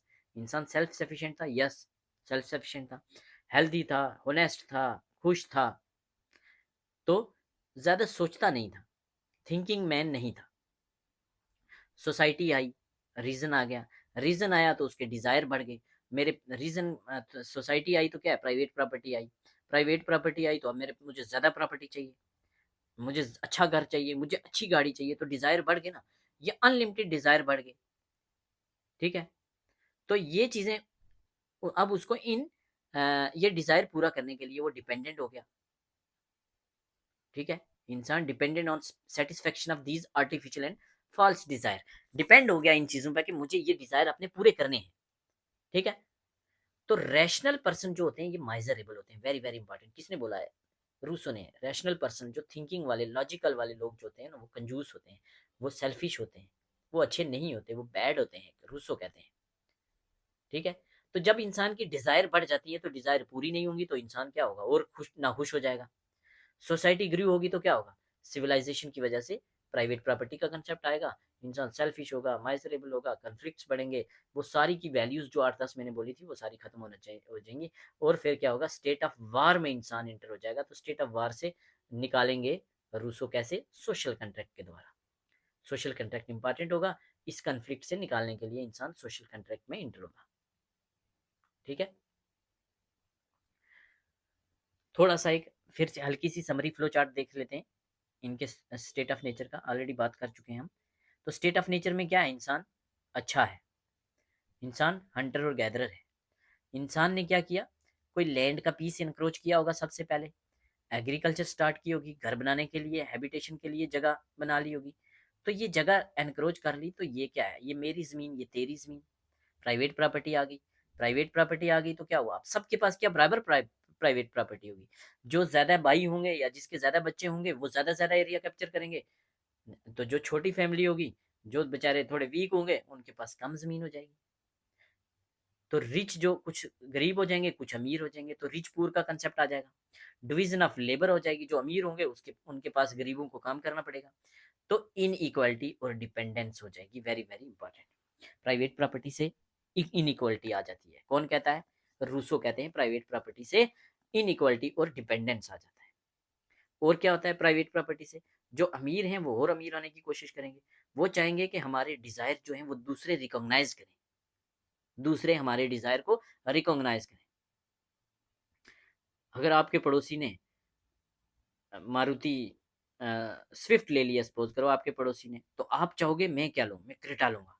आपके पड़ोसी ने क्रेटा ले ली तो आप बोलोगे अच्छा, क्रेटा लिया है, मैं स्कॉर्पियो लूंगा। आपके पड़ोसी ने स्कॉर्पियो ली, आप बोलोगे अच्छा मैं तो फॉर्च्यूनर लूंगा। आपके पड़ोसी के 3 रूम सेट हैं, आप बोलोगे अच्छा मैं तो एक लग्जरी घर बनाऊंगा बढ़िया वाला। तो desire to be recognized by others की बात करते हैं रूसो। इन प्राइवेट प्रॉपर्टी आने के बाद क्या आया? इनइक्वालिटी और डिपेंडेंस और desire to be recognized by other. Natural जो फीलिंग्स थी, जो पीटी था, कंपैशन था, दया थी, लोगों के प्रति जो दर्द था, वो खत्म हो जाता है कंपटीशन से और कन्फ्लिक्ट से। ठीक है, दो दो रियल ब्रदर हैं, एक के पास अच्छी जॉब है, अच्छा पैसा है, दूसरे के पास कम है, तो दोनों के बीच में कंपटीशन हो जाएगा। एक चाहेगा मेरे पास ज्यादा प्रॉपर्टी हो, दूसरा चाहेगा मेरे पास ज्यादा प्रॉपर्टी हो, तो दोनों के बीच में कन्फ्लिक्ट आ गया। तो यही कन्फ्लिक्ट है स्टेट ऑफ वार। तो इसी स्टेट ऑफ वार से रूसो निकालेंगे सोशल कंट्रैक्ट से। सोशल कंट्रैक्ट से गवर्नमेंट बनेगी। ठीक है, सोशल कंट्रैक्ट से एक गवर्नमेंट बनेगी। वो गवर्नमेंट कैसी होगी? वो पार्टिसिपेटरी गवर्नमेंट होगी, वो पार्टिसिपेटरी डेमोक्रेसी होगी, पीडी होगी। वो पीएस होगी, participatory, sorry, popular sovereignty, popular sovereignty होगी। वो डायरेक्ट डेमोक्रेसी होगी और किससे बनी होगी? जनरल विल से। ठीक है, जनरल विल भी आगे आगे पढ़ेंगे। चलो अब डिटेल में पढ़ते हैं। सोशल कंट्रैक्ट क्या है? रूसो का स्टेट ऑफ नेचर पढ़ लिया हमने, स्टेट ऑफ नेचर कैसा है। इंसान अच्छा था, खुश था, अच्छी वैल्यूज थी, इनोसेंस, सिंप्लिसिटी, ये सब चीज़ें थी, बट प्राइवेट प्रॉपर्टी का कंसेप्ट आया, ये सारी चीज़ें खत्म हो गई। ये खत्म हुई तो उसमें क्या हुआ, कन्फ्लिक्ट आ गया, स्टेट ऑफ वार आ गया। स्टेट ऑफ वार से निकालने के लिए सोशल कंट्रैक्ट होगा। क्या है सोशल कंट्रैक्ट, कहाँ बात करते हैं, इंपॉर्टेंट हो जाता है। चौथे नंबर की बुक इमाइल पढ़ी थी। अब फिफ्थ नंबर की बुक देख लेते हैं इनकी। फिफ्थ नंबर की बुक है इनकी, इसका नाम ही है social contract, very very important. Fifth number की बुक 1762। फोर्थ नंबर की बुक इमाइल, वो भी 1762। तो सोशल कंट्रैक्ट किसकी बुक है, इससे जो पहले थिंकर थे, social contract most important thinker जो है वो हॉब्स है, सेकंड नंबर पे लॉक है। बट जो रूसो हैं उनकी फिलॉसफी अलग है, और वो अपनी बुक का नाम ही सोशल कंट्रैक्ट रखते हैं। तो सोशल कंट्रैक्ट बुक जो है वो सिर्फ और सिर्फ किसकी है, रूसो की। हॉग हॉब और लॉक की नहीं है, उनकी अलग अलग बुक से मैं पढ़ा चुका हूँ। तो सोशल कंट्रैक्ट बुक किसकी है, रूसो की। सोशल कंट्रैक्ट थ्योरी की बात रूसो कौन सी बुक में करते हैं, the social contract, the social contract. क्या बात करते हैं, इसी में बात करते हैं वो जनरल विल की, और इसी में बात करते हैं वो सोवरेनिटी की, पॉपुलर सोवरेनिटी की। कहते हैं जनरल विल और पॉपुलर सोवरेनिटी, यही बेसिस है all legitimate power and authority की। तो लेजिटिमेट पावर और अथॉरिटी जो है, जो लेजिस्लेटिव पावर है, जो अथॉरिटी है, वो किसके पास है, वो पास है पॉपुलर सोवरन के पास। कौन है पॉपुलर सोवरन, पॉपुलर सोवरन है जनता। जनता गवर्नमेंट बनाएगी जनरल विल के द्वारा, और गवर्नमेंट होगी क्या, डायरेक्ट डेमोक्रेसी। जेजेआर कहते हैं कि स्टेट ऑफ नेचर से निकलने के लिए इंसान के पास दो ऑप्शन है। फर्स्ट ऑप्शन, या तो state of war, state of war हो गई है ना, स्टेट ऑफ वार से निकलने के लिए दो ऑप्शन है। या तो वो दोबारा चला जाए स्टेट ऑफ नेचर में, तो स्टेट ऑफ नेचर में चला जाए, वो प्रैक्टिकल नहीं है।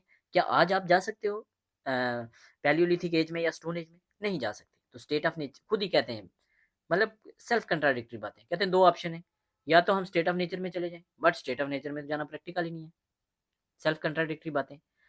अब हमें क्या करना पड़ेगा, ये जो नेसेसरी चेंजेस करनी पड़ेंगी जो प्रेजेंट सिस्टम है।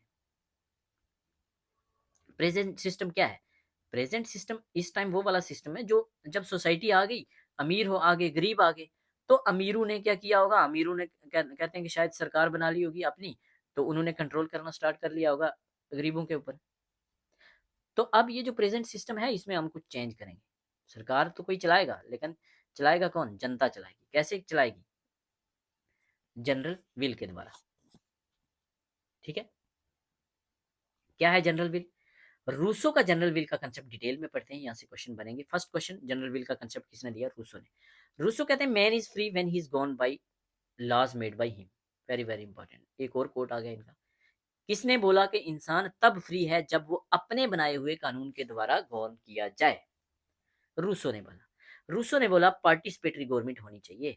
पार्टिसिपेटरी मीन जनता डायरेक्टली पार्टिसिपेट करे, इनडायरेक्ट नहीं, रिप्रेजेंटेटिव नहीं, पार्टिसिपेटरी। डायरेक्ट डेमोक्रेसी होनी चाहिए, पॉपुलर सोवरेनिटी होनी चाहिए, मींस जनता डायरेक्टली पार्टिसिपेट करे थ्रू जनरल विल। क्या है जनरल विल, आगे बात करते हैं। रिप्रेजेंटेटिव डेमोक्रेसी को रिजेक्ट किया नहीं होनी चाहिए। जनरल विल को समझने से पहले विल समझते हैं।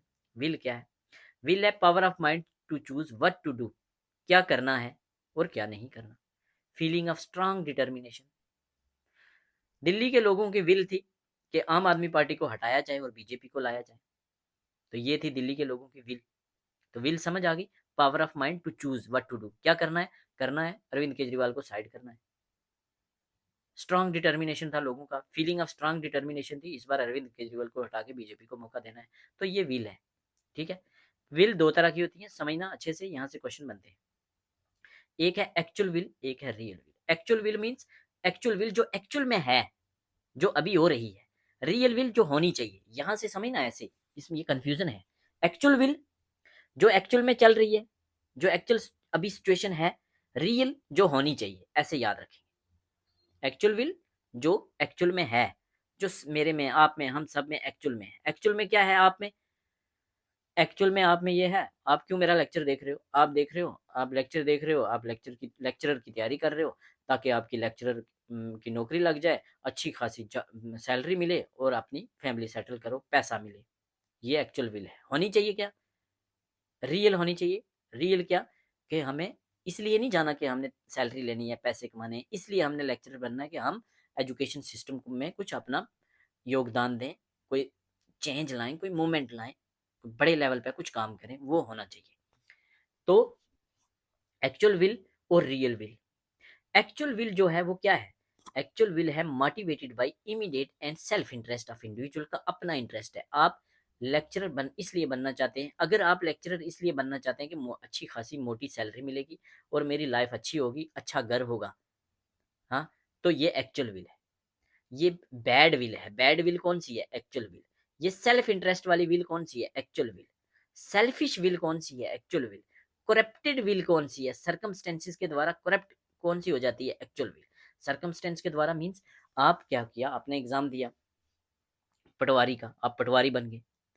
पटवारी आप इसलिए बने कि मैंने जनता की सेवा करनी है, बट आपने देखा रेवेन्यू में करप्शन है पूरा, हर कोई पैसे ले रहा है। तो अगर आप पैसे नहीं लेंगे तो आपको किसी केस में फंसा फंसू के साइड कर देंगे, ट्रांसफर करवा देंगे। तो आपने सोचा यार चलो मैं भी करप्ट बन जाता हूँ। तो ये क्या है? करप्टेड बाई सर्कमस्टेंसेस से आप करप्ट हो गए। तो ये क्या है? ये एक्चुअल विल है। ये आर्टिफिशियल विल है। Which will is called as artificial will? Actual will. Which will is not natural? ये नेचुरल नहीं है ना, तो ये एक्चुअल विल है। तो actual will, corrupted will, selfish will, self interest वाली will, artificial will, natural will नहीं। ठीक है। एक्चुअल विल भी दो तरह की होती है। एक्चुअल विल मतलब सेल्फ इंटरेस्ट वाली विल दो तरह की होती है, एक प्राइवेट विल, एक corporate will. Private will mean individual interest वाली विल। मीन्स अगर आप इसलिए लेक्चरर बनना चाहते हैं कि आपके पास जॉब होगी तो अच्छा पैसा होगा, अच्छा घर होगा, अच्छा रिश्ता होगा, शादी होगी, पर्सनल इंटरेस्ट के लिए अगर आप बनना चाह रहे हैं, नौकरी लेना चाह रहे हैं, तो प्राइवेट विल है। कॉर्पोरेट विल क्या है? कॉर्पोरेट विल है आप सारे लोग, लेट अस सपोज आप जो 50 स्टूडेंट लेक्चर अगर देख रहे हो, तो 50 के 50 ने 10+2 लेक्चरर का एग्जाम क्वालिफाई करके आपने लेक्चरर बन गए। लेक्चरर बनने के बाद क्या हुआ? आपको एक ऑर्डर आ गया कि अगर आपके बच्चों का 90% रिजल्ट ना आया तो आपकी इंक्रीमेंट बंद कर दी जाएगी, आपकी सैलरी काट ली जाएगी। तो आपको टेंशन पड़ जाएगी। आप क्या करोगे? अगर आपने अच्छे से नहीं पढ़ाया तो आप बच्चों को नकल करवा दोगे। मीन्स पूरा ग्रुप जो है लेक्चरर का वो नकल करवा रहा है, वो ग्रुप इंटरेस्ट को देख रहा है। Motivated by interest of individuals to which groups belong. For example Reliance group ने सोचा कि हम क्या करते हैं, हम अपने रिचार्ज को बढ़ा देते हैं, 400 वाले को 800 कर देते हैं। क्यों? क्योंकि रिलायंस के मालिक ने बोला है कि हमने इस बार प्रॉफिट डबल करना है। तो रिलायंस के ग्रुप का इंटरेस्ट क्या है? प्रॉफिट को डबल करना। तो हर एम्प्लॉय इस इंटरेस्ट में लग जाएगा कि हमारे बॉस का, हमारे पूरे ग्रुप का जो इंटरेस्ट है प्रॉफिट को डबल करना, वो कैसे किया जाए। तो अगर कोई इंडिविजुअल अपने ग्रुप के इंटरेस्ट को शो कर रहा है तो कारपोरेट विल, जो कि टाइप ऑफ एक्चुअल विल है। अगर वो पर्सनल इंटरेस्ट को फोकस कर रहा है तो प्राइवेट विल, जो कि एक्चुअल विल की टाइप है। अब रियल विल क्या है? रियल विल है अगर आप लेक्चरर इसलिए बन रहे हैं कि आप एजुकेशन सिस्टम में कोई चेंज लाएंगे, आप गरीब बच्चों को पढ़ाएंगे, आप बीपीएल के लोगों को पढ़ाएंगे, आप जनता की सेवा करना चाहेंगे, तो ये है रियल विल। रियल विल क्या है? Which will is motivated by ultimate and collective good of individual. सब लोगों के भले की बात कौन सी विल करती है? Real will. रियल विल को ही जनरल विल कहते हैं। Which will is called as general will? Real will ही जनरल विल है और जनरल विल ही रियल विल है। गुड विल कौन सी है? रियल विल या जनरल विल। ओरिजिनल विल कौन सी है? रियल विल या जनरल विल, एक्चुअल विल नहीं। Sum of all will is real will. सब विल्स का विल कौन है? रियल विल या नेचुरल विल या जनरल विल। तो जनरल विल ही है नेचुरल विल। जनरल विल को ऑर्गेनिक विल भी कहते हैं। यही विल है जो क्या करती है? Respect and accept government policies. Government policies कैसे बनेंगी रूसो की गवर्नमेंट में? डायरेक्ट डेमोक्रेसी के द्वारा। डायरेक्ट डेमोक्रेसी किसकी है? जनता डायरेक्टली पार्टिसिपेट कर रही है कानून बनाने में। तो अगर जनता डायरेक्टली पार्टिसिपेट कर रही है तो क्या होगा? उनकी पॉलिसीज जो है उनको रिस्पेक्ट मिलेगी। ठीक है। Respect and accept government policies. जनता उस पॉलिसीज को अच्छे से एक्सेप्ट करेगी ना, खुशी खुशी, क्योंकि उन्होंने ही बनाई है। तो रियल विल और एक्चुअल विल की समझ आ गई। एक्चुअल विल दो तरह की होती है, प्राइवेट विल और कॉर्पोरेट विल। प्राइवेट विल अपने बारे में सोचना, कॉर्पोरेट विल अपने ग्रुप के इंटरेस्ट में शो करना, के बारे में सोचना। रियल विल जनता के बारे में सोचना, सबके बारे में, सबका भला। ठीक है। जनरल विल क्या है? जनरल विल ही है रियल विल, मैं बात कर चुका हूँ। ये कलेक्टिव इंटरेस्ट है सब लोगों का सोसाइटी में, और ये गुड विल है, ये बेस्ट विल है। कौन सी विल बेस्ट है सोसाइटी के लिए, जनरल विल या रियल विल? ठीक है।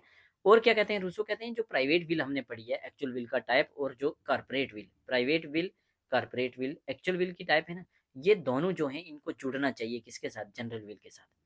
मतलब अपना इंटरेस्ट नहीं शो करना, आपको पर्सनल इंटरेस्ट नहीं देखना, आपको जनता का इंटरेस्ट देखना है। कारपोरेट वालों को भी ग्रुप का इंटरेस्ट नहीं देखना, जनता का देखना है।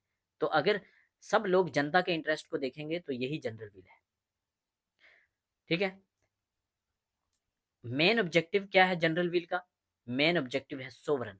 रूसो कहते हैं जनरल विल का मेन ऑब्जेक्टिव है सोवरन, मीन्स जनता पार्टिसिपेट करे डिसीजन मेकिंग में, और जनता सबके भले की बात करे। जब सब सिक्के भले की बात होगी तब इंडिविजुअल लिबर्टी की बात होगी। ठीक है।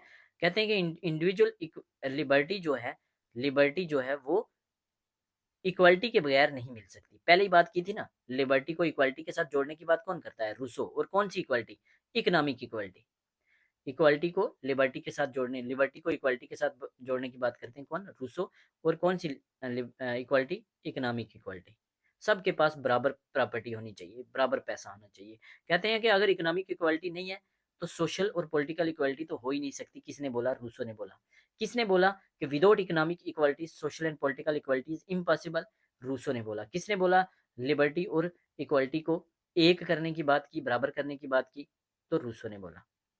ठीक है। चलिए आगे। General will would be truly general, general will जो होगी वो रियल में ट्रू होगी, वही रियल में जनरल होगी।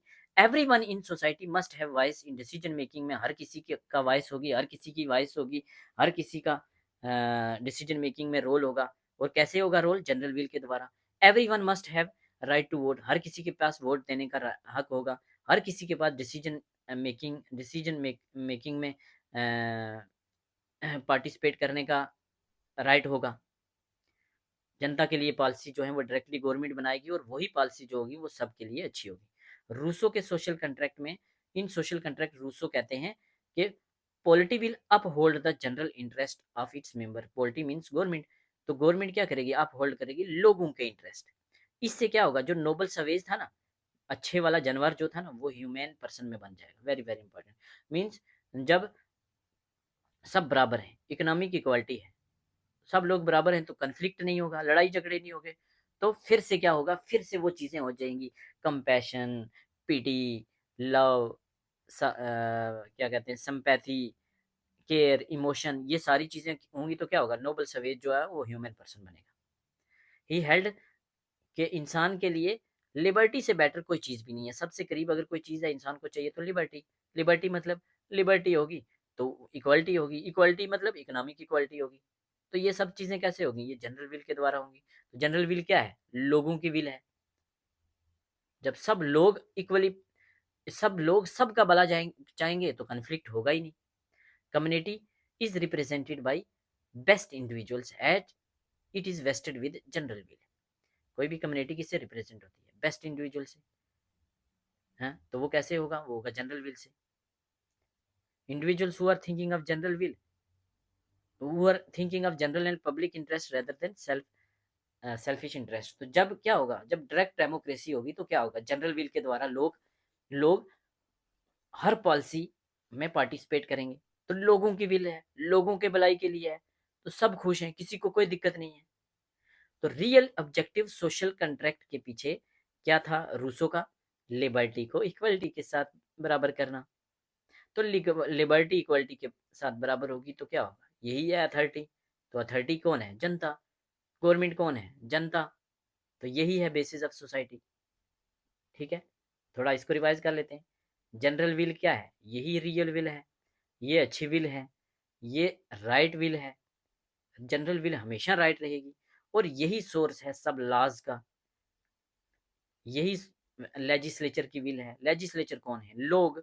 तो लोग ही कानून बना रहे हैं, और लोग खुद कानून बना रहे हैं डायरेक्टली, अपने रिप्रेजेंटेटिव को नहीं छोड़ रहे, वो खुद पार्टिसिपेट कर रहे हैं। ठीक है। तो बेस्ट गवर्नमेंट है ये। सब लोग, क्या होता है डायरेक्ट डेमोक्रेसी में, सब लोग एक प्लेटफॉर्म पे आते हैं, किसी भी इशू को डिस्कस करते हैं, मीन्स लोगों की will, general will. Direct democracy, यही है popular sovereignty. Popular sovereignty means लोग ही सोवरन है, यही सरकार है, मतलब वी द पीपल।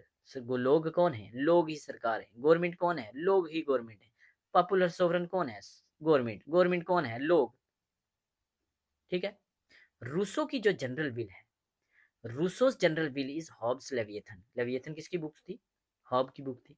हॉब्स की, जो फर्स्ट मेन इंपॉर्टेंट पर्सन है सोशल कॉन्ट्रैक्ट की। तो रूसो की जनरल विल जो है, जो वो क्या है, वो हॉब्स की लेविएथन है, लेकिन उसका कटा हुआ है सर। किसने बोला?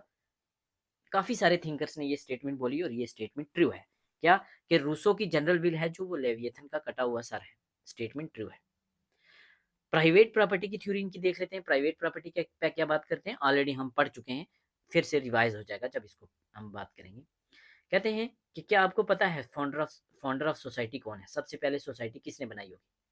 कहते हैं कि स्टेट ऑफ नेचर में कोई ऐसा इंसान रहा होगा जिसने कोई एक पीस ऑफ लैंड को एनक्रोच किया होगा, सबसे पहला आदमी, और उसी ने ही सोसाइटी की शुरुआत की होगी, और वहां से ही प्राइवेट प्रॉपर्टी का कंसेप्ट आया होगा।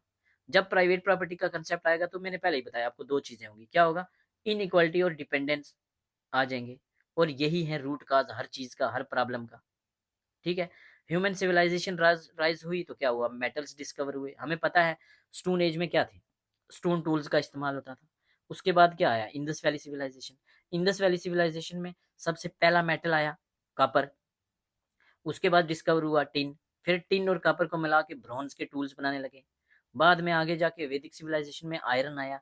तो जब जब ये डिस्कवरी हुई है वेरियस मेटल्स की, तो क्या हुआ? लोगों ने टूल्स बनाए। इन टूल्स से फॉरेस्ट को क्लियर किया। फॉरेस्ट को क्लियर करके वो एरिया एनक्रोच करके वहां खेती बाड़ी की। तो खेती बाड़ी ही इकोनॉमी थी, खेती बाड़ी ही प्रॉपर्टी थी, वहां से ही इनकम आती थी। वाटर सिस्टम हुआ करता था। तो प्रॉपर्टी से क्या आया कंसेप्ट? ये मेरी प्रॉपर्टी, ये मेरी जमीन, ये तेरी जमीन, मेरे पास ज्यादा है, तेरे पास कम। तो प्राइवेट प्रॉपर्टी कुछ लोगों के पास होगी, कुछ के पास ज्यादा होगी, कुछ के पास कम होगी। जिनके पास ज्यादा प्रॉपर्टी होगी तो कुछ के पास कम होगी, तो यहाँ से ही आएगी इनइक्वालिटी, और यहाँ से आएगी डिपेंडेंसी। जो गरीब होंगे वो अमीर पर डिपेंड हो जाएंगे, और यहाँ से ही आएगा क्या? Division of labour. कुछ अमीर लोग हैं और कुछ गरीब हैं। गरीब जो हैं वो अमीरों की प्रॉपर्टी में काम कर रहे हैं, खेती बाड़ी में काम कर रहे हैं, अमीर उनको एक्सप्लॉइट कर रहे हैं। तो जो सोसाइटी बनी उसमें क्या होगा? उसमें अब है सेल्फ इंटरेस्ट इंडिविजुअल का, अपनी प्रॉपर्टी को प्रोटेक्ट करना है।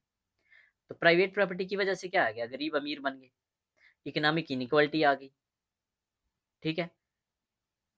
और यहाँ से आइडिया आया होगा कुछ अमीर लोगों को कि ठीक है, अब गवर्नमेंट बना लें हम, और कानून बना लें, और इन कानून से इन गरीबों को भी हम कंट्रोल करें, और अपने खेतों में, अपनी खेती बाड़ी में हम काम कराएं। तो इस वजह से क्या आएगा? इस वजह से स्लेवरी हो गई, इनइक्वालिटी हो गई, डिपेंडेंसी हो गई। ये डिस नहीं है, डिपेंडेंसी है। ठीक है। तो इसलिए कहते हैं कि क्या हुआ? प्राइवेट प्रॉपर्टी से जो मॉरल वैल्यूज हैं वो करप्ट होगी। रूसो कहते हैं आपको पता है कि लोग जो हैं वो प्राइवेट प्रॉपर्टी के लिए डिजायर रखते क्यों हैं? Very important. रूसो कहते हैं इसलिए प्राइवेट प्रॉपर्टी का डिजायर नहीं रखते कि उसको प्राइवेट प्रॉपर्टी की उनको जरूरत है, मटेरियल नीड नहीं है। वो सेल्फ लव के लिए करते हैं। Very important. सेल्फ लव के लिए करते हैं प्रॉपर्टी लोग गठी। सेल्फ लव दो तरह के होते हैं। कौन कौन से सेल्फ लव होते हैं? दो तरह के, Amor Desai and amour prop. French भाषा के वर्ड हैं, इंपॉर्टेंट है। दो तरह के सेल्फ लव है। कौन कौन से? प्राइवेट प्रॉपर्टी क्यों अकोमुलेट करते हैं? मटेरियल नीड के लिए नहीं करते, सेल्फ लव के लिए करते हैं। सेल्फ लव दो हैं। कौन कौन से? Amour de soi and amour propre. Amour de soi क्या है? Love for self preservation. Private property इकट्ठी करो ताकि वो आप आप क्या है? लव फॉर सेल्फ प्रिजर्वेशन, हम जिंदा रह सकें, हमें खाना मिले, इतना खाना मिले कि हम जिंदा रह सकें। तो ये अच्छा लव है, ये गुड लव है। Which love is good as per Rousseau? Rousseau के प्राइवेट प्रॉपर्टी में कौन सा लव है जो अच्छा वाला है? तो एमोर डिसाई। एमोर डिसाई अच्छा वाला लव है, क्योंकि ये प्यार है जो प्रॉपर्टी इकट्ठी इसलिए करवाता है ताकि इंसान जिंदा रह सके। एमोर प्रॉप क्या है? ये है desire to be recognised and respected by other. Means आपने क्रेटा ली, आपका जो पड़ोसी है वो चाहेगा मैं स्कॉर्पियो लूँ। आपने 3 रूम सेट बना दिया, आपका पड़ोसी चाहेगा अच्छा मैं बढ़िया सा घर बनाऊंगा, स्विमिंग पूल होगा, इसमें जिम होगा, इसको जलाऊंगा मैं, ये जेलस फील करेगा। मैं बढ़िया हूँ, मैं रिकॉग्नाइज्ड हूँगा, मेरी रिस्पेक्ट करेंगे लोग। तो amour propre, desire to be recognised and respected by other, desire to show मैं बेटर हूँ आपसे, मैं अमीर हूँ आपसे। तो which love is bad love, amour propre is bad love. तो कहते हैं रूसो के यही लव है जिससे इंसान की मॉरल वैल्यू करप्ट होती है। उतना आप एक्यूमुलेट करो जितने से आपका गुजारा हो जाए, वो तो अच्छा है, एमोर डिसाय है। बट अगर आप एमोर प्रॉप की तरफ जाओगे, आप शो ऑफ की जिंदगी जियोगे कि मैं इतना कमाऊं कि बाकी वाले मेरे से चलें, मुझे रिकॉग्नाइज करें, तो वो बैड लव है। उससे आपकी मॉरल वैल्यू करप्ट हो जाएगी। उसके अंदर जो वो चीजें हैं, वो जो क्या कौन कौन सी चीजें हैं, वो चीजें खत्म हो जाएंगी। लव, केयर, अफेक्शन, सिंपैथी, पिटी, कंपैशन, ये सारी चीजें खत्म हो जाएंगी। ठीक है, चलिए नेक्स्ट अपने लास्ट पड़ाव पे आते हैं, और ये मोस्ट इंपॉर्टेंट है, सबसे इंपॉर्टेंट है। Major works of J R Jean Jacques Rousseau. Gene Jacques Rousseau के वर्क से पहले थोड़ी बैकग्राउंड जान लेते हैं, जो मैंने स्टार्टिंग में बता चुका हूँ कि रूसो जो थे, ये कोई पॉलिटिकल फिलासफर नहीं थे स्टार्टिंग में। पॉलिटिकल फिलासफर बनने से पहले ये क्या थे, ये आगे पीछे अलग अलग फील्ड में भटक रहे थे। ये म्यूजिशियन का काम किया इन्होंने, म्यूजिक टीचर का काम किया, पेंटर का काम किया, इनग्रेवर का काम किया, आर्टिस्ट का काम किया, सर्वेंट का किया, सेक्रेटरी टू फ्रेंच एम्बेसडर किया। मैंने बोला था ना, मैं चीज़ों को इतनी बार रिपीट करूंगा कि आपको यहाँ याद हो जाएगा। ठीक है, तो पॉलिटिकल फिलासफर बनने से पहले इन्होंने काफ़ी सारी छोटी मोटी नौकरियां की। पॉलिटिकल फिलासफर कैसे बने? 1750 में, ये बात भी हम कर चुके हैं, पेरिस में एक एकेडमी थी, एकेडमी ऑफ डिजॉन। वो ऐसे कंपटीशन करवा रही थी, किस पे? कि whether the development of arts and science had improve the public moral. तो इन्होंने क्या किया, इन्होंने बोला कि नहीं, आर्ट्स और साइंस की वजह से कोई इंप्रूवमेंट नहीं हुई पब्लिक मॉरल में, उल्टा इन्होंने बोला कि पब्लिक मॉरल जो है करप्ट हुआ है। इन्होंने क्रिटिसाइज किया साइंस को, साइंस की एज में ही बोला साइंस की प्रोग्रेस ने बेड़ा गर्क कर दिया। ठीक है, तो इस चीज की वजह से क्या हुआ, ये एकदम लाइमलाइट में आ गए, ये इनका ये फेमस हो गए। हर कोई जानने लगा कि कौन है रूसो, कौन है रूसो, क्योंकि इनके इसी एस्से को फर्स्ट प्राइज मिलता है, इनके इस एस्से को फर्स्ट प्राइज मिलता है, और ये बड़े फेमस हो जाते हैं। तो ये क्या करते हैं, इस चीज का फायदा उठाते हैं, और इसी एस्से को अपनी फिलासफी में बदल के अपना फर्स्ट राइटिंग पब्लिश करते हैं। तो उनकी फर्स्ट राइटिंग कब पब्लिश होती है? 1750 में। क्या नाम था फर्स्ट, उनके फर्स्ट वर्क का?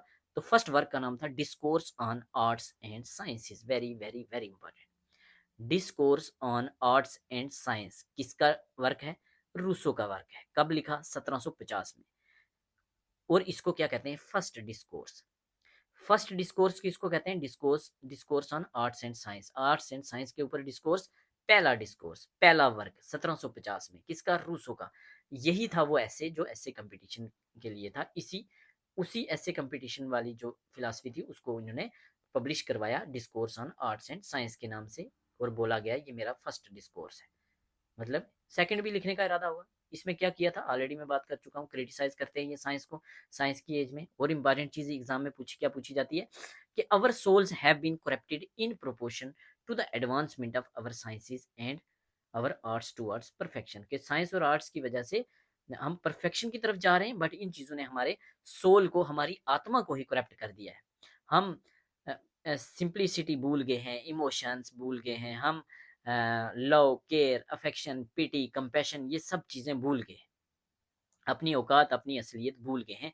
तो ये पूछा जाता है कि ये चीज़ किसकी है? ये लाइन, तो ये लाइन है रूसो की। ये लाइन कौन सी बुक में है? फर्स्ट डिस्कोर्स में है। फर्स्ट डिस्कोर्स क्या है? Discourse on arts and sciences. इस ऐसे की वजह से ये बड़े फेमस हो जाते हैं, और फर्स्ट प्राइज भी मिलता है। ऐसे बात कर ली हमने।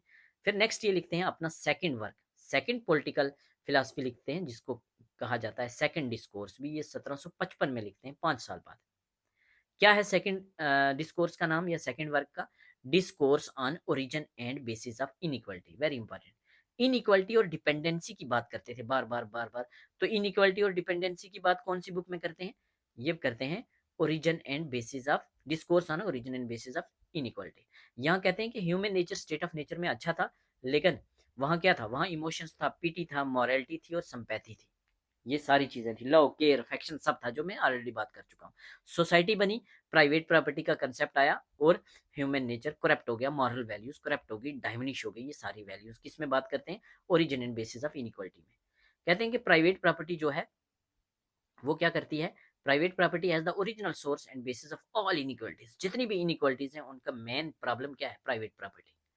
ये कहते हैं कि इनइक्वालिटीज दो तरह की होती हैं, वेरी वेरी इंपॉर्टेंट। हैज पर रूसो, इनइक्वालिटी कितनी तरह की होती है? दो तरह की, एक नेचुरल इनइक्वालिटी और दूसरी मॉरल इनइक्वालिटी। याद रखना, बड़ी इंपॉर्टेंट है। इसी बुक में बात करते हैं सेकंड डिस्कोर्स में, इनइक्वालिटी कितनी तरह की है? दो तरह की, नेचुरल इनइक्वालिटी और मॉरल इनइक्वालिटी। नेचुरल मीन्स कुदरती, भगवान के द्वारा बनाई बनाई गई है। बच्चा पैदा हुआ, किसी के घर में गोरा बच्चा पैदा हो जाएगा, कोई काला पैदा हो जाएगा, किसी की हाइट ज्यादा होगी, किसी की कम होगी, किसी बच्चे में कोई डेवलपमेंटल डिफेक्ट होगा, किसी का हाथ काम नहीं कर रहा, किसी का पाँव काम नहीं कर रहा, किसी का कान काम नहीं कर रहा, कोई विजुअली हैंडीकैप है, कोई फिजिकली हैंडीकैप्ड है, कोई हेल्दी है, कोई अनहेल्दी है, किसी के अंदर नेचुरल एबनॉर्मलिटी है, किसी के अंदर कोई नेचुरल बॉडी डिफेक्ट है। तो ये क्या है? ये नेचुरल इनइक्वालिटी है। यहाँ इंसान का कोई भी रोल नहीं है, इसमें हम कुछ नहीं कर सकते। लेकिन कहते हैं दूसरा क्या है? Moral inequality. मॉरल इनइक्वालिटी कैसे आएगी? ये प्रॉपर्टी की वजह से आएगी। ये मैन ने अपने आप खुद लाई है। ये जब प्राइवेट प्रॉपर्टी का कंसेप्ट आएगा तो तब कौन सी इनइक्वालिटी आएगी? मॉरल इनइक्वालिटी आएगी। और इसको हम करेक्ट कर सकते हैं। इसको करेक्ट कैसे किया जाएगा? इसको करेक्ट किया जाएगा जनरल विल के द्वारा। गवर्नमेंट बनेगी, जनरल विल के द्वारा हर कानून बनेगा, सब लोग बराबर होंगे, सब में इक्वल प्रॉपर्टी होगी, प्रॉपर्टी का डिस्ट्रीब्यूशन इक्वल होगा, भेदभाव नहीं होगा, डिवीजन ऑफ लेबर नहीं होगा, सब बराबर है। तो which inequality is called as political inequality. तो पॉलिटिकल इनइक्वालिटी कौन सी है? Moral inequality. कौन सी बुक में स्टेट ऑफ नेचर की बात करते हैं रूसो? तो अपने सेकंड डिस्कोर्स में करते हैं स्टेट ऑफ नेचर की, origin and bases of inequality. Evolution of society की बात किस में करते हैं? इसी में करते हैं ना, चीजों को कोरिलेट करो ना। स्टेट ऑफ नेचर की किस में बात करते होंगे? Origin and bases of inequality में। क्यों? स्टेट ऑफ नेचर में चीजें अच्छी थी, उसके बाद सोसाइटी इवॉल्व हुई और प्राइवेट प्रॉपर्टी का कंसेप्ट आया और इनइक्वालिटी आ गई। इनइक्वालिटी दो तरह की है, नेचुरल इनइक्वालिटी तो ठीक है, लेकिन मॉरल इनइक्वालिटी अच्छी नहीं है। चलिए आगे। तो यही है सेकंड डिस्कोर्स। तीसरा डिस्कोर्स देखते हैं। थर्ड डिस्कोर्स नहीं, थर्ड पॉलिटिकल, इनका थर्ड फिलोसफिकल वर्क 1755 में लिखा गया। डिस्कोर्स इनके दो ही हैं, फर्स्ट डिस्कोर्स, सेकंड डिस्कोर्स, जिनका नाम दिया है discourse. Discourse first, discourse second. पहला ऐसे डिस्कोर्स आर्ट्स और साइंस पे, तो दूसरा एक इनइक्वालिटी पे। तीसरा क्या है? पॉलिटिकल इकोनॉमी पे अगर पूछा जाए कौन सी बुक थी पॉलिटिकल इकोनॉमी पे, तो वो था डिस्कोर्सेज ऑन पॉलिटिकल इकोनॉमी। कौन सी? तीसरे नंबर की थी। ये नहीं पूछा जाएगा, पूछा जाएगा डिस्कोर्स ऑन पॉलिटिकल इकोनॉमी किसकी बुक है? रूसो की। इसमें क्या है? डेमोक्रेटिक आइडियल्स की बात कौन सी बुक में करते हैं? तो करते हैं डिस्कोर्स ऑन पॉलिटिकल इकोनॉमी में। फोर्थ नंबर की बुक ऑलरेडी बात कर चुके हैं इसको। फोर्थ नंबर की कौन सी है इनकी? इमाइल है, 1762। इसी में क्या बात करते हैं? नेचुरलिज्म की बात करते हैं, सोफिया की बात करते हैं, आइडियल वुमेन की, और वही फादर मदर ऑफ फेमिनिज्म जो है वॉल क्राफ्ट, वो सोफिया को क्रिटिसाइज करती हैं अपनी बुक में। ठीक है, क्या बुक है उनकी? वो मुझे कमेंट सेक्शन में बताओ, अब तो याद होनी चाहिए। तो इसमें क्या बात करते हैं? नेचुरलिज्म की। नेचुरलिज्म डिटेल में पढ़ चुके हैं हम। नेचुरलिज्म की बात करते हैं, इंस्टीट्यूशनल अरेंजमेंट ऑन सोसाइटी की बात करते हैं, नेचुरल एजुकेशन, नेचुरल इन्वायरमेंट में बच्चों को पढ़ाओ, वो सारी बातें करते हैं। और इसी चीज़ से, इसी एजुकेशन सिस्टम से इंस्पायर हुआ फ्रेंच रेवोल्यूशन। तो इसीलिए फादर ऑफ फ्रेंच रेवोल्यूशन किसको कहा गया? रूसो को कहा गया। चलो, इनका लास्ट और मोस्ट इंपॉर्टेंट वर्क कौन सा है? ऑलरेडी पढ़ चुके हैं हम, द सोशल कॉन्ट्रैक्ट 1762। इसमें ये जनरल विल की बात करते हैं। कौन से वर्क में जनरल विल की बात करते हैं? सोशल कॉन्ट्रैक्ट में। पॉपुलर सोवरेनिटी की बात किस में करते हैं? सोशल कॉन्ट्रैक्ट में करते हैं। ठीक है, कि पॉपुलर सोवरेनिटी ही जो बेसिस है लेजिटिमेट पावर एंड अथॉरिटी का, किस में बात करते हैं? सोशल कॉन्ट्रैक्ट में। GW मतलब जनरल विल क्या है? ऑलरेडी पढ़ चुके हैं हम, collection of interest of all people in society, सब लोगों के इंटरेस्ट का कलेक्शन। ठीक है, जनरल विल ही रियल विल है, एक्चुअल विल अच्छी नहीं है। एक्चुअल विल जो कारपोरेट विल और कौन सी विल थी? Corporate will and individual will, या private will and corporate will.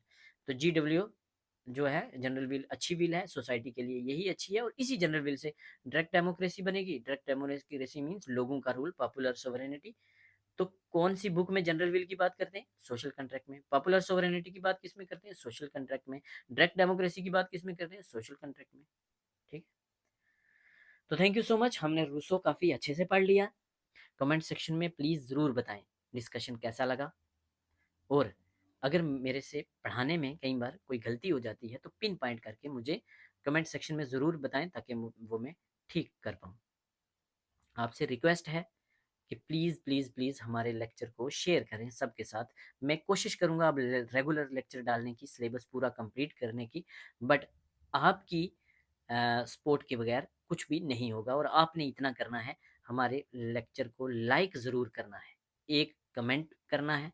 अगर आपको अच्छा लगता है तो लिखिए पॉजिटिव कमेंट, अगर अच्छा नहीं लगता तो आप नेगेटिव कमेंट। और अगर अच्छा लगता है तो आपसे रिक्वेस्ट है, अपने फ़ोन के जितने भी कॉन्टैक्ट हैं सोशल मीडिया में हर जगह हमारे लेक्चर को शेयर कीजिए। हमें सपोर्ट मिलेगा, हमें मोटिवेशन मिलेगी, इससे एक पॉजिटिविटी आएगी और आपका सिलेबस जल्दी से जल्दी कंप्लीट होगा। ठीक है? Thank you so much.